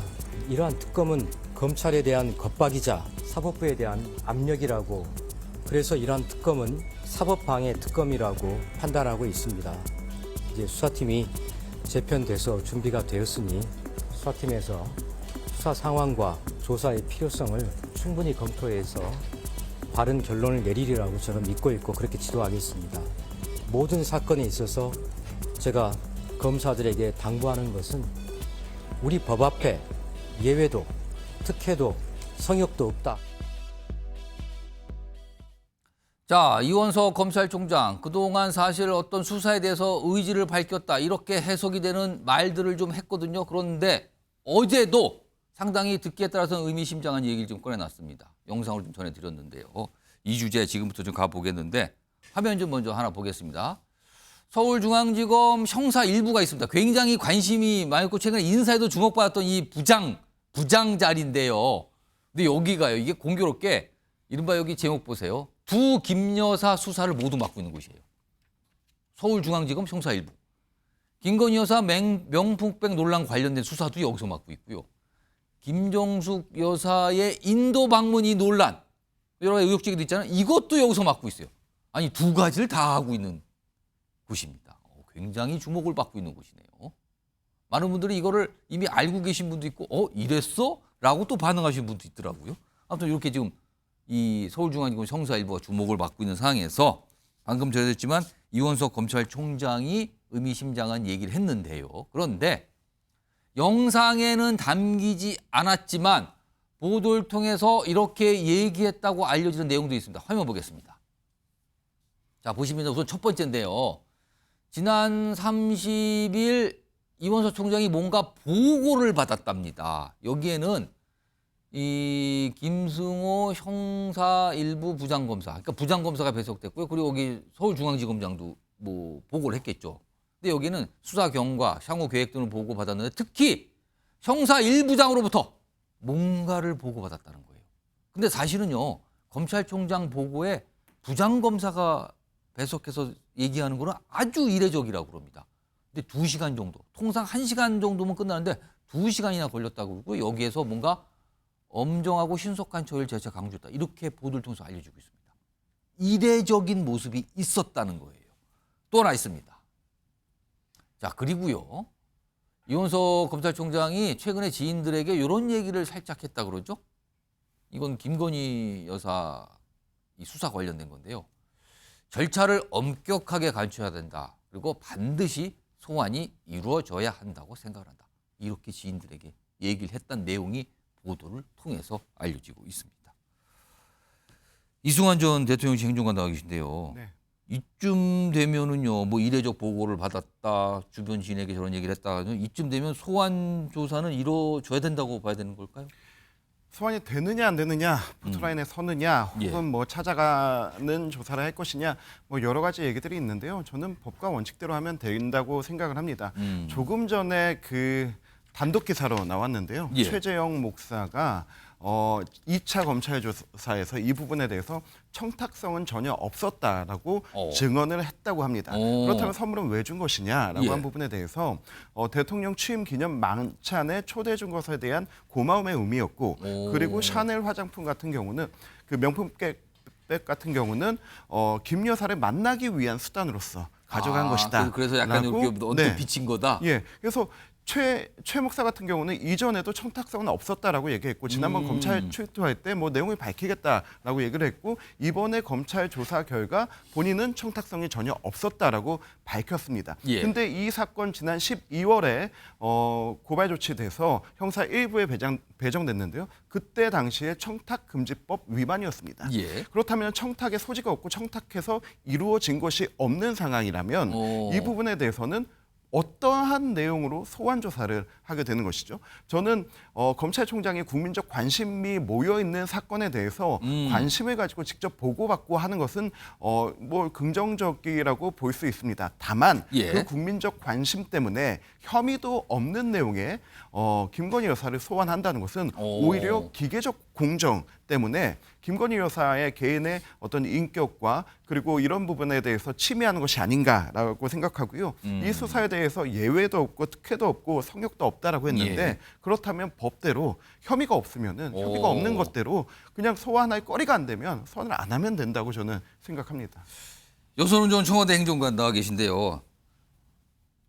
어떻게 들으셨는지 하고, 만약에 소환 조사가 없다면 민주당이 또 굉장한 반응을 보일 거 아닙니까? 그건 어떻게 될 것 같습니까? 첫 번째 이제 사실은 예. 이현석 총장이 굉장히 세게 뭐 한 달 내에 그리고 임기 내에 뭐 이 문제를 빨리 처리하겠다 이렇게 이야기를 하면서 여권에서도 그리고 야권 민주당에서도 도대체 이현석 총장의 속내가 뭐냐 이런 의구심이 있었잖아요. 예.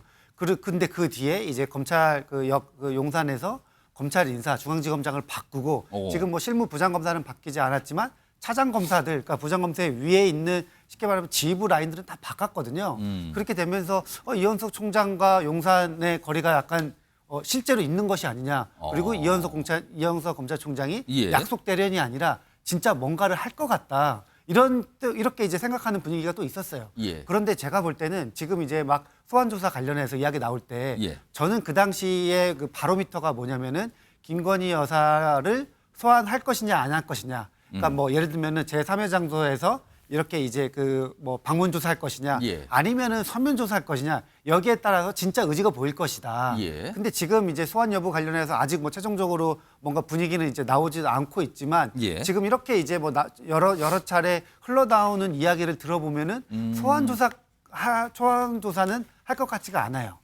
그리고 이제 소환 조사를 할 것 같지가 않다고 하면은 예. 그 전에도 계속 여건이 이야기했던 이거 실적법 위반은 맞는데 예. 처벌 조항이 없기 때문에 사실은 하나만하다 약간 이런 얘기를 흘렸어요. 그렇게 된다고 보면은 결국에는 뭐 이현석 총장이 본인 임기가 이제 9월이고 예. 사실상 7, 8월이면 이제 교체 수순으로 간다고 볼 때 이 명품백 관련해서는 약간 면죄부 주려고 하는 것이 아니냐 이런 뭐 의심을 할 수밖에 없을 것이다. 그러면 소환 조사도 없고 이 사안도 그냥 이렇게 그냥 잦아드는 상황으로 갈 거다 이렇게 전망하시는 거예요? 그렇죠. 그러니까 결국에는 지금 맨 처음에 나왔던 이야기가 사이가 안 좋고 막 그런 거 있지만 예. 지금 흘러나오는 분위기 그리고 이제 최재형 목사 관련해서 오히려 최재형 목사는 그 뭐 침입인가요? 뭐 예. 주택 침입 뭐 이런 거에서 오히려 실적법 위반이 있고 처벌 가능성이 있는데 김건희 여사는 관련해서는 처벌 조항이 없기 때문에 결국에는 혐의 없음 뭐 이런 걸로 되지 않겠냐 이런 게 이제 법조계 중론이어서 오히려 약간 면죄부 가능성이 높지 않나. 이렇게 전망할 지금 수밖에 야당에서는 없을 것 같습니다. 특검법 발의한 거 아닙니까 지금? 근데 이제 그 특검법이 이 디올백 관련이 초점이 아니라 뭐 예. 도이치 주가 조작 이게 초점이거든요. 그렇기 때문에 실상은 뭐 이 디올백, 명품백 수수 관련해서는 뭔가 약간은 조금 어려운 국면이다 이렇게 좀 보여집니다. 일단 검찰총장의 말 한마디가 언젠가서부터 굉장히 주목을 받고 해석의 대상이 되고 있어요. 어제도 이런 얘기를 했는데 이게 뭐 맞는 말이에요. 원칙적으로는 성역이 없다. 법과 원칙에 따른다. 근데 때가 때인 만큼 굉장히 주목을 받고 있는 거죠. 자, 그리고요. 아까 이 주제 시작할 때 서울중앙지검 형사 일부가 지금 두 사안을 각각의 김 여사 관련된 사안을 맡고 있다고 했잖아요. 두 번째로 가볼까요? 계속 논란되고 있죠. 화면 좀 보겠습니다. 이른바 이 기내식입니다. 기내식. 이게 지금 계속 얘기가 나와요. 지금 김정숙 여사가 인도 방문할 때 기내식. 그러니까 갈 때 올 때가 있는데 이게 4끼였다 그러잖아요. 이게. 근데 기내식 비용이 4끼 비용인데 36명이에요. 일행이. 그럼 이 식사 대상이 36명. 근데 6,292만 원. 4차례 나간 거예요. 근데 이걸 1인당 따져보니까 43만 원. 아니 이렇게 많은 금액이 높습니까? 근데 1등석 기내식 지금 알려지는 통상 1등석이에요. 1등석. 비행기에서 가장 좋은 자리. 15만 원 정도라 그래요. 그 식사 비용으로 약간 이렇게 비용이 되는 게. 근데 지금 저 사진에 나와 있는 게 저게 기내식 1등석 식사인가 봐요. 저게. 좋네요. 화면상으로 보면 이렇게 나온다 그러면 1등석에는.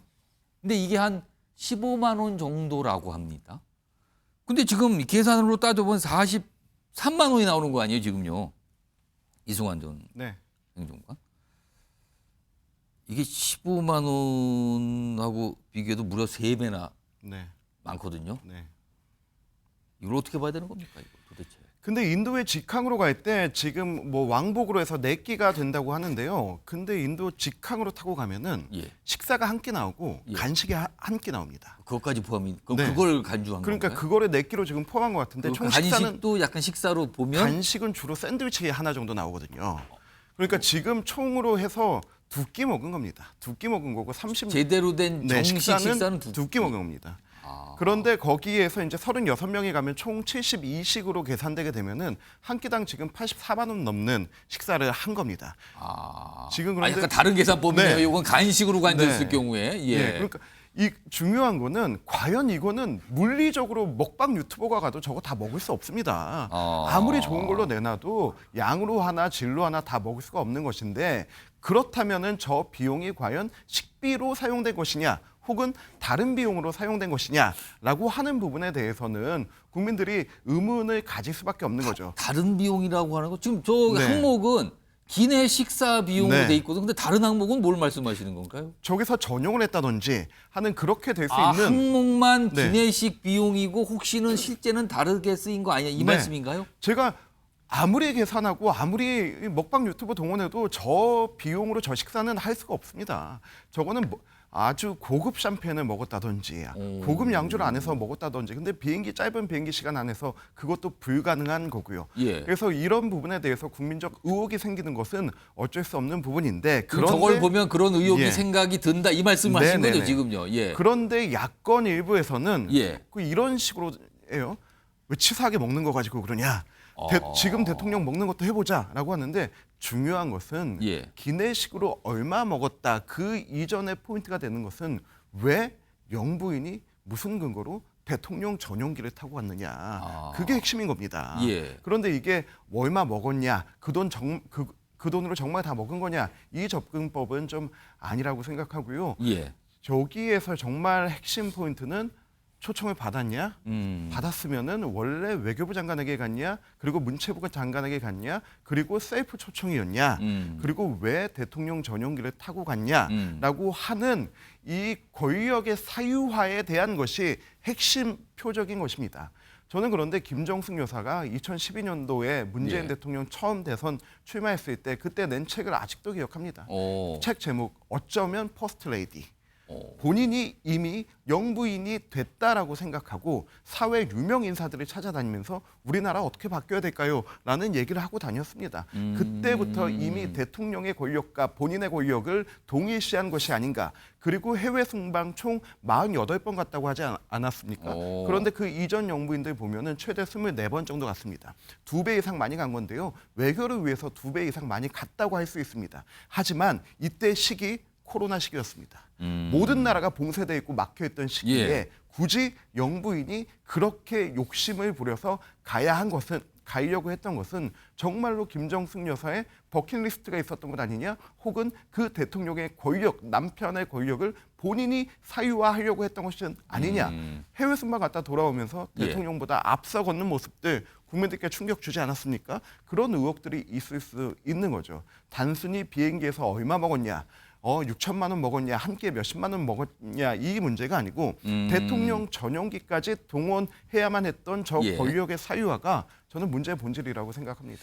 지금 사실은 인도 방문 자체의 그 초청 과정, 그리고 어떤 자격이었는가, 그리고 타지망 방문 일정은 왜 당초에는 알려지지 않았는데 현장에서 이게 추가가 된 건가, 뭐 이런 논란이 쭉 가다가 갑자기 더 추가되면서 기내 식사 비용 얘기가 딱 나온 거잖아요. 뭐가 이렇게 쭉 이어졌습니다. 지금 이 상황이요.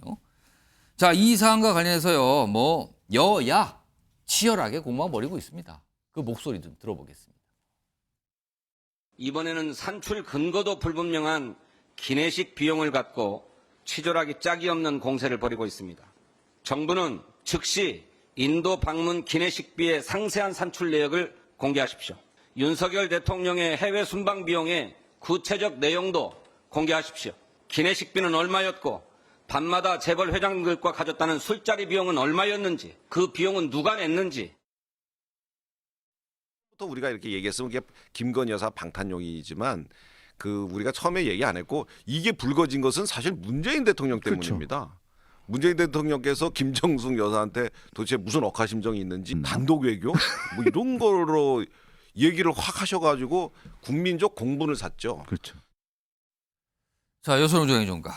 우리가 지금 방금 이양수 의원이 얘기했는데 문재인 전 대통령이 최근에 난 회고록에 거기에 김정숙 여사의 인도 방문 내용이 들어가 있으면서 이게 뭐 첫 뭐 영부인의 뭐 단독 외교 이런 표현이 들어가면서 이게 이제 시작이 된 건데, 이게 아니었으면 논란이 이렇게 커지지 않았을 거다라는 시각도 있어요. 이건 어떻게 좀 봐야 됩니까? 사실 근데 국민의힘에서 12월 달에 이 그 김정숙 여사 뭐 그 인도 방문 가지고 이미 고발을 했거든요. 그렇기 예. 때문에 이게 갑자기 뭐 문재인 대통령 회고록 때문에 이렇게 튀어나왔다. 그렇게 보기는 좀 어려울 것 같고요. 예. 저는 이제 기내식 이야기 한번 하고 싶은데요. 예, 말씀하세요. 이게 총액만 나온 거예요. 그렇죠. 총액만 나왔어요. 총액만 나왔는데 그러니까 예를 들면은 이 총액만 나온 게 기내식 금액이 이번이 처음이거든요. 그러니까 왜 이번이 처음이냐? 그동안에 대통령의 외교 활동에서 예. 그 세부적인 산출 내용을 한 번도 국회에 제출한 적이 한 번도 없습니다. 그러니까 그동안에 전용기에서 한 끼 평균 단가가 얼마인지 몰라요. 그건 다른 항목과 전체적으로 크게 금액이 나왔다는 거죠? 그 안에 다 포함이 돼서? 네, 총액, 그러니까 이제 기내식 총액만 나왔는데 식사비 총액만 나왔는데, 그러니까 여기서 세부적으로 내용이 하나도 안 나왔고 이게 비교가 불가능합니다. 그러니까 예를 들면 윤석열 대통령 네 분이 함께 간 전용기에 예. 한 끼 식사가 얼마인지 몰라서 이게 전용기를 한번 띄웠을 때 그 평균 비용보다 높았는지 낮았는지가 안 나오거든요. 그러니까 예를 들면은 지금 이제 그 전체가 6,200만 원에서 예. 그 일행이 이제 36명이라고 그래가지고 예. 그거 계산한 근거인데 그렇게 계산이 됐어요. 이게 수행원 숫자가 36명이지. 예. 그러니까 그 승무원, 그러니까 파일럿, 그다음에 예. 대한항공, 그다음에 공군 승무원들 그리고 정비사 이런 분들까지 다 포함한 금액이냐 이것조차도 몰라요. 그리고 보통은 그 식사의 대상자가 어디까지 들어간 거냐? 그렇죠. 그리고 보통은 대통령 전용기였을 때 이 예. 끼니를 민간 항공기의 끼니 산출법으로 계산하는 게 아니라 대통령 전용기 같은 경우는 예를 들면 대통령이 탄다는 거 아닙니까? 예. 그렇기 때문에 이게 식중독 위험, 뭐 여러 가지 위험 때문에 식사를 더 많이 비축한다는 거예요. 그러니까 단순하게 민항기 계산법으로 이렇게 끼니를 계산하면 안 되고, 만약에 그렇게 했을 때 제가 제 계산법으로 계산을 해보면은 예. 한 4, 5만 원 비싼 거예요. 예를 들면은 지금 이 1등석 퍼스트 클래스 뭐 16만 원 비교해 봤을 때 인원수랑. 예. 근데 그 비용조차도 예를 들면은 김정숙 그 영부인의 여사의 그 인도 방문 자체를 외교 활동으로 인정을 해주면은 사실은 아무런 문제가 되지 않아요. 그러니까 외교 활동이니까. 예. 그런데 외교 활동으로 인정 안 하니까 왜 여행인이 아니지 순방이 아니다 이렇게 하면서 이것조차 약간 가소비처럼 보여지는 것이죠. 예를 들면은 윤석열 대통령 내외부 해외 순방 때 그동안에 2년 동안 예. 순방비가 한 600억 정도 썼거든요. 예. 근데 박근혜 대통령이 4년 재임 기간 동안 700억을 썼어요. 예. 그러니까 2년 동안 더 많이 쓰신 거예요. 아. 그러니까 근데 이거를 단순하게 금액적으로 비교한다고 하면은 예. 오히려 지금 현 정권이 더 불리할 것이다. 그리고 지금 김정숙 여사는 영부인이 아니기 때문에 더 이상 외교 순방비를 쓰지 않습니다. 근데 지금 김건희 여사나 아니면은 윤석열 대통령은 이제 쓰실 거잖아요. 그러니까 오히려 이거 가지고 문제 삼는 게 스스로 약간 이제 발목을 잡는 발목을 잡을 것이다 이렇게 말씀을 드리고 싶고 또 하나는 그러니까 이제 기본적인 근거 중에 하나가 타지마할 갖고 관광 갔다는 것인데 인도 모디 총리를 만나셨어요. 그렇죠. 김정숙 여사가 만났습니다. 그러니까 지금 이게 단순히 여행이라고 볼 수가 없는 거죠. 그러니까 외국 정상을 만났는데 그 정상에 쓰였던 순방 비용이 금액이 가다하다고 공격을 하면은 인도 정부나 인도 모디 총리는 기분이 굉장히 나쁠 것 같아요. 나 만났는데 이게 이 정도 썼다고 이게 한국에서 정치적으로 문제가 돼? 이렇게 생각할 것 같습니다. 자, 이승환 전 행정관 지금 말씀하셨는데 지금 민주당에서 그래요. 그러면은 지금 윤석열 대통령 관련 순방할 때 쓴 비용 한번 들여다 볼까요? 약간 이런 분위기네요, 지금요. 지금 전형적인 물타기와 지금 진흙탕 싸움 가자고 하는 건데요. 그러면서 아까 야권에서 얘기한 게 대통령 전용기의 기내식 비용 여태까지 한 번도 나간 적이 없다. 이러는데요. 당연히 없죠. 이거는 대통령실이나 청와대에서 이 식비 산출 내역을 공개한 게 아닙니다. 문체부에서 공개한 겁니다. 왜냐하면 이 출장 자체를 문체부 예산으로 갔기 때문에 문체부에서 공개를 한 거죠. 문화체육관광부 예산을 써서 간 방문이었다. 그러니까 이게 지금 문체부가 제출한 자료 가지고 거기서 나온 건데 대통령실에서 나갔거나 이런 부분은 원래 그 대외비로 돼 있어서 나가지 않는 부분인데요. 이거는 대통령이 대통령 전용기를 타서 얼마를 먹었냐의 문제가 아니고 대통령이 아닌 영부인이 대통령 전용기를 문체부 예산으로 타서 식비를 지출했기 때문에 나간 겁니다. 그런데 지금 야당에서는 이거 다 그래 까보자, 우리 한번 해보자라고 하는 것 자체가 어불성설인 게요. 김건희 여사가 전용기 혼자 탄 적 있습니까? 없습니다. 역대 이랬던 적, 대통령이 없이 대통령 전용기를 영분이 혼자 탄 적이 단 한 번도 없는 유례 없는 상황이고요. 그리고 그 전용기에 예산이 들어간 거를 대통령실이 아니고 문체부의 예산으로 들어간 것도 이거는 사실은 대통령의 어떤 운영 예산은 기밀이 유지돼야 되는 거죠. 그게 정상적인 국가고 정부인 거죠. 그런데 이거는 대통령실의 예산이 아닌 문체부의 예산으로 됐기 때문에 이 산출 근거가 나왔다는 얘기를 좀 다시 한번 확인하고 가겠습니다. 자, 요거 요선원 생각 한 1분 드릴게요. 뭐 반박하시거나 추가하실 말씀 있으면 하세요. 이거를 이제 그 문체부 예산이었기 때문에 나온 것 같아요. 그래서 지금 민주당 의원들이 외교부한테 대통령실한테 그러면 자료 내라 하는데 자료를 안 내고 있어요. 안 내는 이유 중에 하나가 어쨌든 국가 외교라는 거예요. 근데 예를 들어서 이 A 나라는 국가 갈 때는 이만큼 쓰고 B 나라 갈 때는 굉장히 막 크게 시끌벅적하게 최정상에 의존을 해가지고 가고 이러면은 비교되지 않습니까?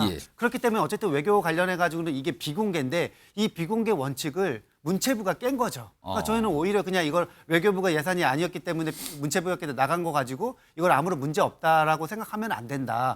정부 통틀어서 봤을 때 아니 국가 그 외교 활동의 예산을 왜 세게 만들었냐. 문체부를 오히려 질책해야 된다 이렇게 봅니다. 자, 지금 이게 뭐 아까 형사 일부 얘기부터 했는데 이게 뭐 간단해 보이지 않네요. 오늘도 뭐 치열하게 이걸 가지고 얘기를 여의도에서는 하고 있더군요, 지금요.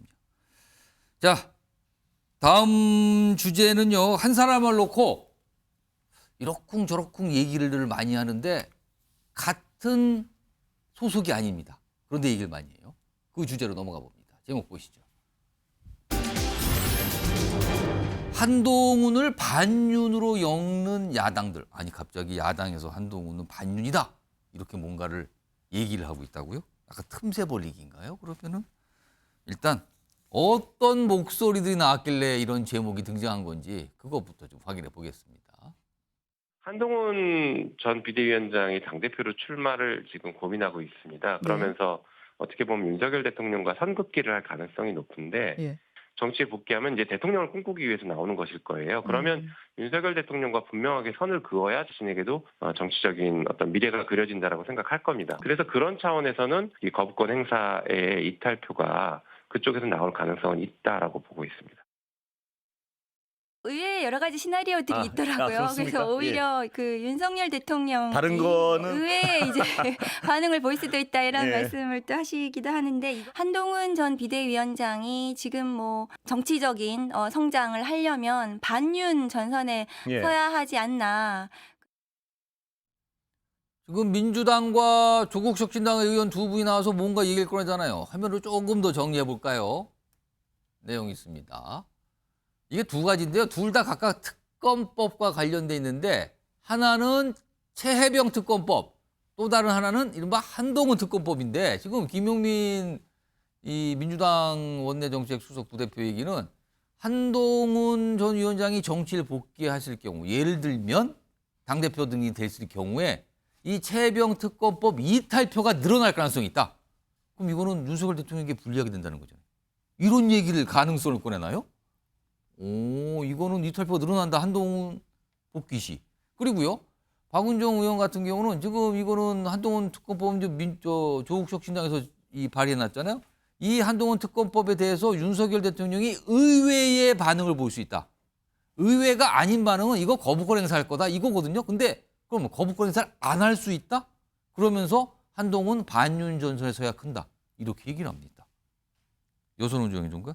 이 두 가지 가능성이 있다고 보십니까 지금? 이게 지금 민주당에서 이야기 나오는 것이 아니라 예. 국민의힘에서 오히려 지금 이런 이야기가 썰들이 계속 나오고 있는 상황인데요. 왜냐하면 지금 용산에 있는 대통령과 한동훈 비대위원장이 사이가 너무 안 좋기 때문에 오히려 이런 뭐 이야기가 이제 용산발로 시작해가지고 민주당이 약간 받는 모양새입니다. 그러니까 예를 들면은 지금 그 한동훈 비대위원장이 당대표가 되면은 예. 가장 첫 번째로 해야 될 게 여러 가지 특검법인데 그 중에서 이제 쉽게 말하면은 김건희 여사 특검법을 한동훈 비대위원장이 받을 수 있다 이런 얘기도 나오거든요. 근데 그거에 전초전으로 지금 뭐 저희가 아까 좀 전에 이야기한 이현석 검찰총장까지 같이 이야기되면서 예. 그러니까 검찰총장이 지금 한동훈 비대위원장과 더 가깝다는 거 아닙니까? 그렇기 때문에 여기서 이제 같이 연결되면서 여러 가지 썰들이 나와요. 그리고 지금 계속 이제 예전에 홍준표 시장이 이야기했던 한동훈 비대위원장이 되면은 대통령 탈당할 것이다. 이런 이야기도 계속 끊이지 않고 있기 때문에 이게 이제 야권에서 뭔가 전략적으로 이간질 시키려고 나오는 것이 이게 아니라 여권에서 나오는 얘기다. 네, 여권에서 나온 이야기를 이제 야권에서 받는 거죠. 야, 지금 용산이 이재명 대표보다 한동훈을 더 싫어하는 거 맞아? 뭐 이런 것처럼요. 그러니까 지금 빨리 지금 약간 수습해야 되지 않나 여권이 이런 생각을 가집니다. 그렇다면 여권에 계신 이승환 전 행정관 여권에서 나오는 소리라는데요? 얼마 전만 하더라도 뭐 총선 결과를 보고 대통령이 탈당할 수도 있다. 전대의 상황을 보고 대통령이 탈당할 수도 있다. 이런 얘기가 엄청 나가지 않았습니까? 예.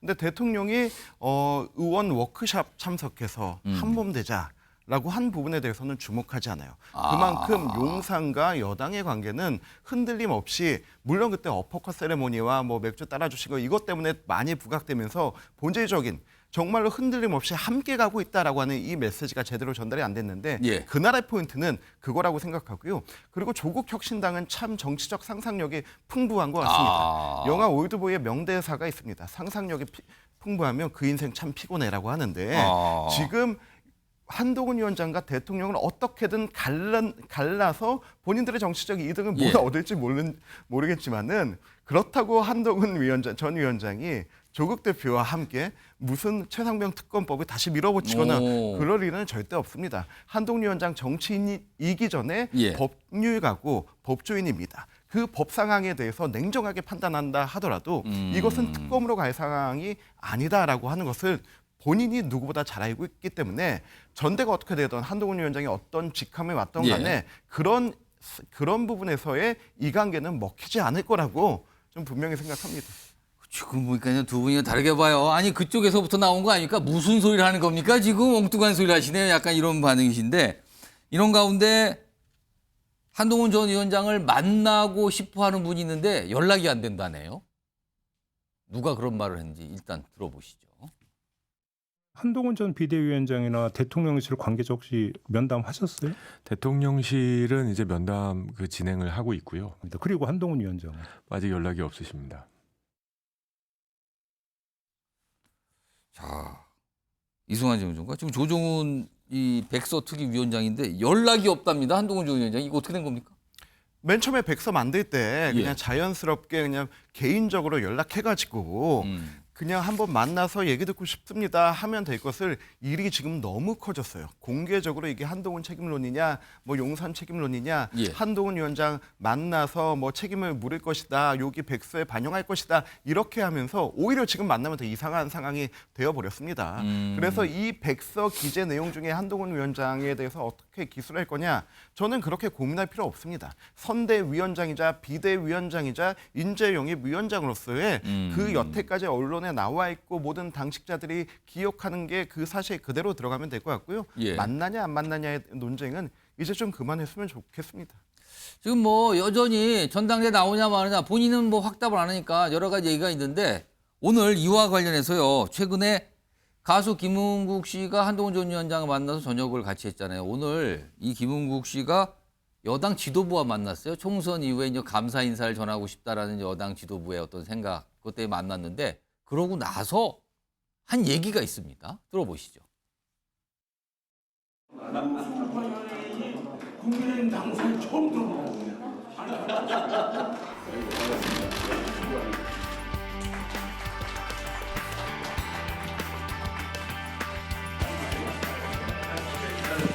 예, 수고하셨습니다. 모두 자리로 돌아가 주시죠. 진지하게 모시고 고마운 마음을 전했어야 하는데 송구스럽게 생각합니다.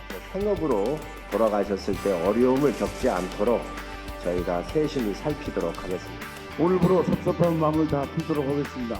전국에 많은 보수 우파 연예인들이 숨어 있습니다. 대한민국을 위해서, 국민의힘을 위해서 마음 편하게 나올 수 있는 그런 터전을 마련해 주시면은. 자, 그러니까 지금 가수 김은국 씨는 계속 전당대에 출마할 수밖에 없지 않습니까? 이렇게 인기가 높다 이런 얘기를 반복적으로 하는데 그리고 나서 요 자리가 끝나고 기자들과 만나서 최근에 한동훈 전 위원장을 만났을 때의 본인이 가졌던 느낌이가 이런 걸 말하는데 뭐라고 얘기했냐면 제가 이건 읽어서 좀 소개를 드릴게요. 여선훈 정유가. 좀 외로워 보이더라. 한동훈 전 위원장이 만나보니까. 그러면서 누구랑 대화를 하고 싶은데 대화 상대가 없는 것 같더라. 그리고 답답하니까 도서관 같은 데 가고 돌아다니는 거다. 이런 얘기했어요. 그럼 뭐냐면 대화 상대가 없다, 외로운 것 같다, 답답하다. 왜일까요? 한동훈 위원장이 약간 좀 순진하게 정치를 했던 것 같아요. 그러니까 예를 들면은 지금 본인이 이제 등판설이 나와가지고 실제 이제 출격을 해야 되는데 같이 할 의원들이 잘 안 보입니다. 지금 한동훈 위원장을 옹호해주고 있는 분들의 인사를 보면은 원외 위원장들이 뭐 조금 눈에 띄고 원내는 별로 없어요. 장동영 의원 한 분밖에 없는 것 같거든요. 그리고 오히려 지금 한동훈 위원장이 처음에 약간 뭐 오른팔격으로 이렇게 활동을 했던 조정훈 위원장은 완전히 돌아서서 약간 좀 이렇게 대척이 있는 것 같죠, 요즘에는? 맞습니다. 그렇기 때문에 한동훈 비대위원장이 이번 공천하면서 정치는 세력이고 이렇게 이제 뭔가 그룹을 만드는 것인데 그런 면에서 어떻게 보면 순진한 거고 어떻게 보면은 이번 공천을 약간 사심 없이 했다 이렇게 평가도 할 수 있을 것 같은데 결국에는 전당대회 출마할 때 내가 세력이 없구나 이거를 알았을 것 같아요. 그래서 이제 한동훈 위원장은 본인이 이제 뭐 전당대회 출마한다고 하면은 본격적으로 정치 뭐 이렇게 이제 경륜이 있는 이런 분들을 가까이 둬서 뭐 출마 준비를 해야 되지 않을까. 그리고 지금 이제 약간 간보기 정치가 약간 조금 길어지고 있는 것 같아요. 그러니까 예를 들면은 전당대회 일정이 나오진 않았지만 지금 이제 선관위원도 다 꾸려지고 사실상 이제 전당대회 뭔가 이 그림으로 들어가거든요. 그렇게 됐을 때 한동훈 위원장이 보다 약간 조금 빠르게 전당대회 출마 선언하는 게 오히려 조금 도움이 되지 않을까 이런 생각을 가집니다. 알겠습니다. 다음 마지막 주제 제목으로 준비되어 있습니다. 확인해 보시죠. 자, 들뜬 포항. 근데 정치권은 엇갈리고 있다. 이거 어제 발표 있었던 포항 앞바다 영일 만에 석유 가스전 얘기군요. 어제 윤석열 대통령이 직접 브리핑을 했습니다. 그 내용 좀 들어보겠습니다. 존경하는 국민 여러분, 포항 영일만 앞바다에서 막대한 양의 석유와 가스가 매장돼 있을 가능성이 높다는 물리 탐사 결과가 나왔습니다. 저는 오늘 산업통상자원부에 동해 심해 석유가스전에 대한 탐사 시추 계획을 승인했습니다. 자, 지금 포항 쪽에서는 포항 관계자들 시민들이 굉장히 지금 기대를 갖고 있다고 알려주고 있어요. 그런데요, 정치권은 좀 갈리네요. 화면 보겠습니다. 여야가 다른데 여기 추경호 원내대표 이해시 수석대위 나오는데 원래 이제 여당에서는 상당히 기대 갖고 있다. 이거 갖고 좋은 소식이다. 이거 기다려보고 지원하겠습니다. 이런 건데요. 민주당에서는요. 이거 뭔가 지지율 하락 전환하기 위한 국면 전환용 아닙니까? 왜 지금 하필 지금? 이런 반응이에요. 지금요. 관련 목소리도 있습니다. 들어보시죠. 대통령도 집권 2년 만에 이렇게 바닥을 친 대통령은 없어요. 오직 급했으면은 포항에 또 유전 그걸 왜 대통령이 발표합니까? 아니 나는 딱 그 발표를 보고 박정희 대통령 얼굴이 딱 오버랩되더라고요. 저 박정희 시즌 2가 되는 거 아니야? 산유국들은 정말 국민들이 아주 정말 큰 노력 안 하고도 잘 살고 하여튼 그 석유가 주는 그 가스가 주는 혜택이 정말 큰데 네. 시추 탐사에서도 좋은 결과가 나와서 우리가 정말 산유국이 되고 네. 그래서 우리가 석유를 생산해서 우리 석유를 우리가 쓰고 또 남는 거 수출도 하고 네. 그럼 정말 좋을 것 같습니다. 이승환 전 행정관 지금 민주당에서는 약간 뭐 갸우뚱하면서 뭘 의심을 한 것 같기도 하네요. 반응이. 저는 이거 딱 들으면서 두 예. 가지 불만이 있었습니다. 오. 첫 번째, 민주당의 말대로 국면 전환용으로 쓸 거면 예. 좀 총선 전에 하지. 빨리 하지. 왜 이제 하냐. 그런데 오. 그만큼 대통령의 정치와 정책 스타일은 신중하고 그리고 정말 마지막까지 확인하는 그런 스타일이라 그렇게 나왔던 것 같고요. 두 번째 불만은 이거 만약에 문재인 대통령이 발표했으면 어떻게 했을까. 저는 헬기 타고 시추선에 내려가지고 BGM 깔면서 국민 여러분 산유국이 됐습니다. 예, 전 그렇게 발표했을 것 같아요. 그런데 이거는 정말로 8분 전에 공고하고 그냥 그렇습니다. 저는 이제 바빠서 가보겠습니다 하고 이런 식으로 발표한 게 좀 너무 아깝다 느껴집니다. 여선홍 행정관. 그 대통령이 발표할 게 약간 아니다. 예를 들면 저는 당연히 기대를 합니다. 예. 이게 꼭 이제 석유가 있고 그게 또 경제성이 있어가지고 크게 이제 도움이 됐으면 예. 좋겠는데 이게 굉장히 이제 그 성공률 쉽게 말해서 이제 경제성이 이제 낮을 수밖에 없는데 이걸 대통령이 발표를 해서 이거 만약에 잘 안 됐을 때 뒷감당은 어떻게 하지? 이런 염려가 되더라고요. 그러니까 그리고 이제 이거 실제적으로 결과는 예. 몇 년 뒤에 나오는 거거든요. 뭐 내년 정도면 일단 시추 결과 좀 나오고 뭐 실제 하는 건 좀 시간이 필요하다 네, 그러죠. 그렇습니다. 그렇기 때문에 사실상 뭐 윤석열 대통령 임기 후반부에나 이제 결과를 실제적으로 알 수가 있는 건데 이게 진짜 국면 전환용이 아닐까 이런 의심이 들 수밖에 없는 상황인데 어쨌든 뭐 결과가 좋았으면 좋겠습니다. 이 프로 대통령 이름이 대왕고래랍니다. 대왕고래. 지금 포항에서는 뭐 엄청난 기대를 갖고 있죠. 정치권은 좀 갈라지면서 보고 있어요.